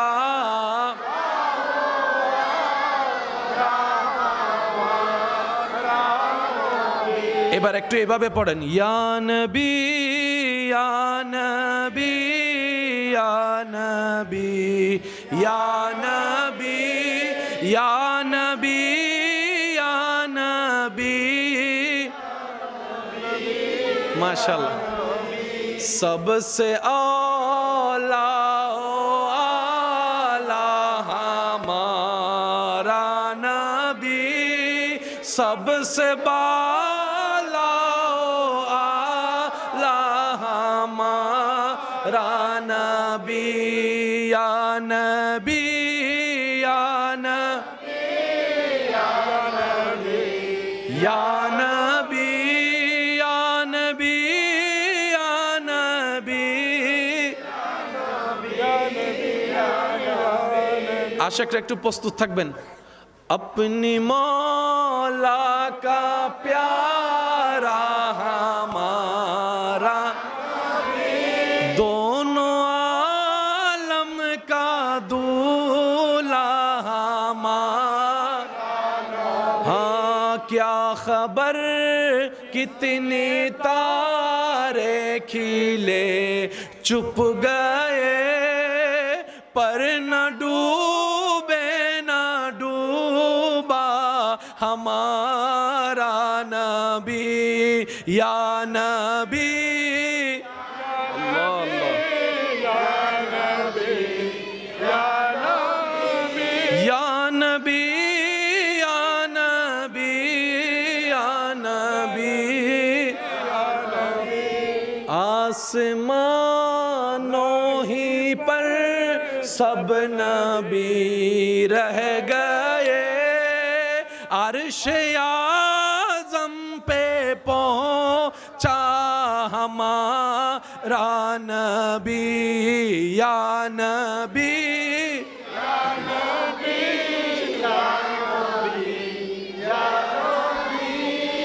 या नबी या नबी या नबी मोहब्बतेर आवाज একবার বলেন মারহাবা। সবাই মোহাব্বতের আওয়াজে একবার বলি আলহামদুলিল্লাহ। আমার মনে হয় আওয়াজটা আরেকটু বড় হবে। সাউন্ড বক্সের আওয়াজ বের হচ্ছে? ও আচ্ছা, আমি কানে পাচ্ছি না তো সেজন্য। আরেকবার মোহাব্বতের আওয়াজে বলি আলহামদুলিল্লাহ। আল্লাহ তাআলা দয়া করে আমাদের সবার জীবনের কবিরা সগীরা গুনাহ মাফ করে দিন। আল্লাহ মেহেরবানি করে আমাদের সবার মা বাবার গুনাহ মাফ করে দিন।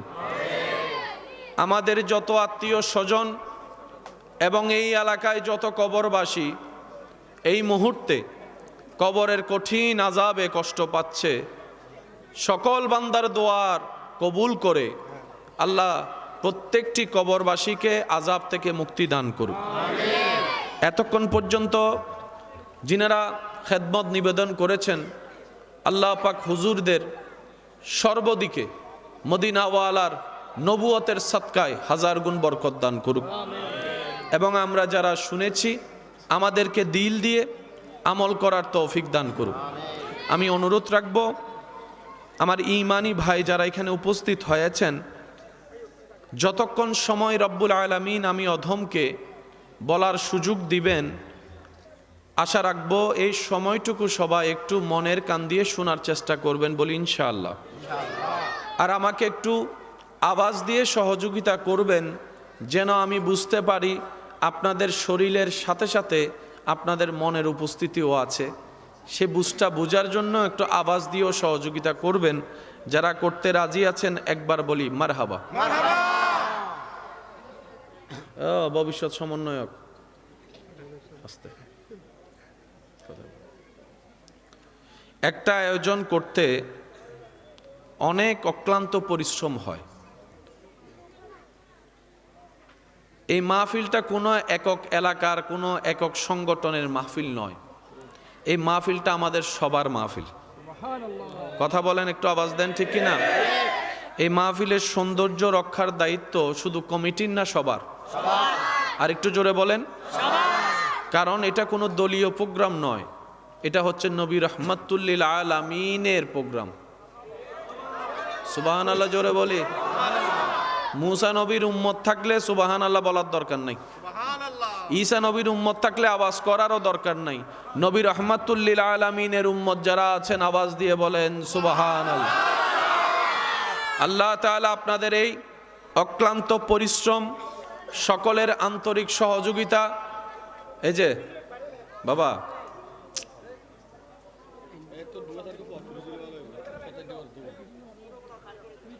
কমিটির বাইরে একটু দেখেন না বিষয়টা। আল্লাহ তাআলা সকলের এই মোহাব্বত আন্তরিকতাকে কবুল করুক। যারা যেভাবে সহযোগিতা করেছেন প্রকাশ্যে গোপনে, আল্লাহ প্রত্যেকজন খাদেমের খেদমতকে কবুল আর মঞ্জুর করুক, বলে না আমি। আমি আমার ইমানি ভাই যারা এখানে উপস্থিত আছেন সবার একটু আন্তরিকতা আমি আশা রাখবো। জায়গার তুলনায় আশেক কি উপস্থিতি কম হয়েছে না বেশি হয়েছে? এখন কি জায়গা চেঞ্জ করার কোনো সুযোগ আছে? আমাদের এটার ভিতর সামলাই নিতে হবে, কথা বলেন ঠিক কিনা? তবে পকেট সাবধান, হ্যাঁ এটা একটু খেয়াল রাখবেন। পকেট একটু মাঝে মধ্যে দেখেন জিনিসপত্র আছে না নাই। আল্লাহ তাআলা আমাদের সকলের এই উপস্থিতি কবুল করুক, বলে না আমিন। সম্মানিত উপস্থিতি,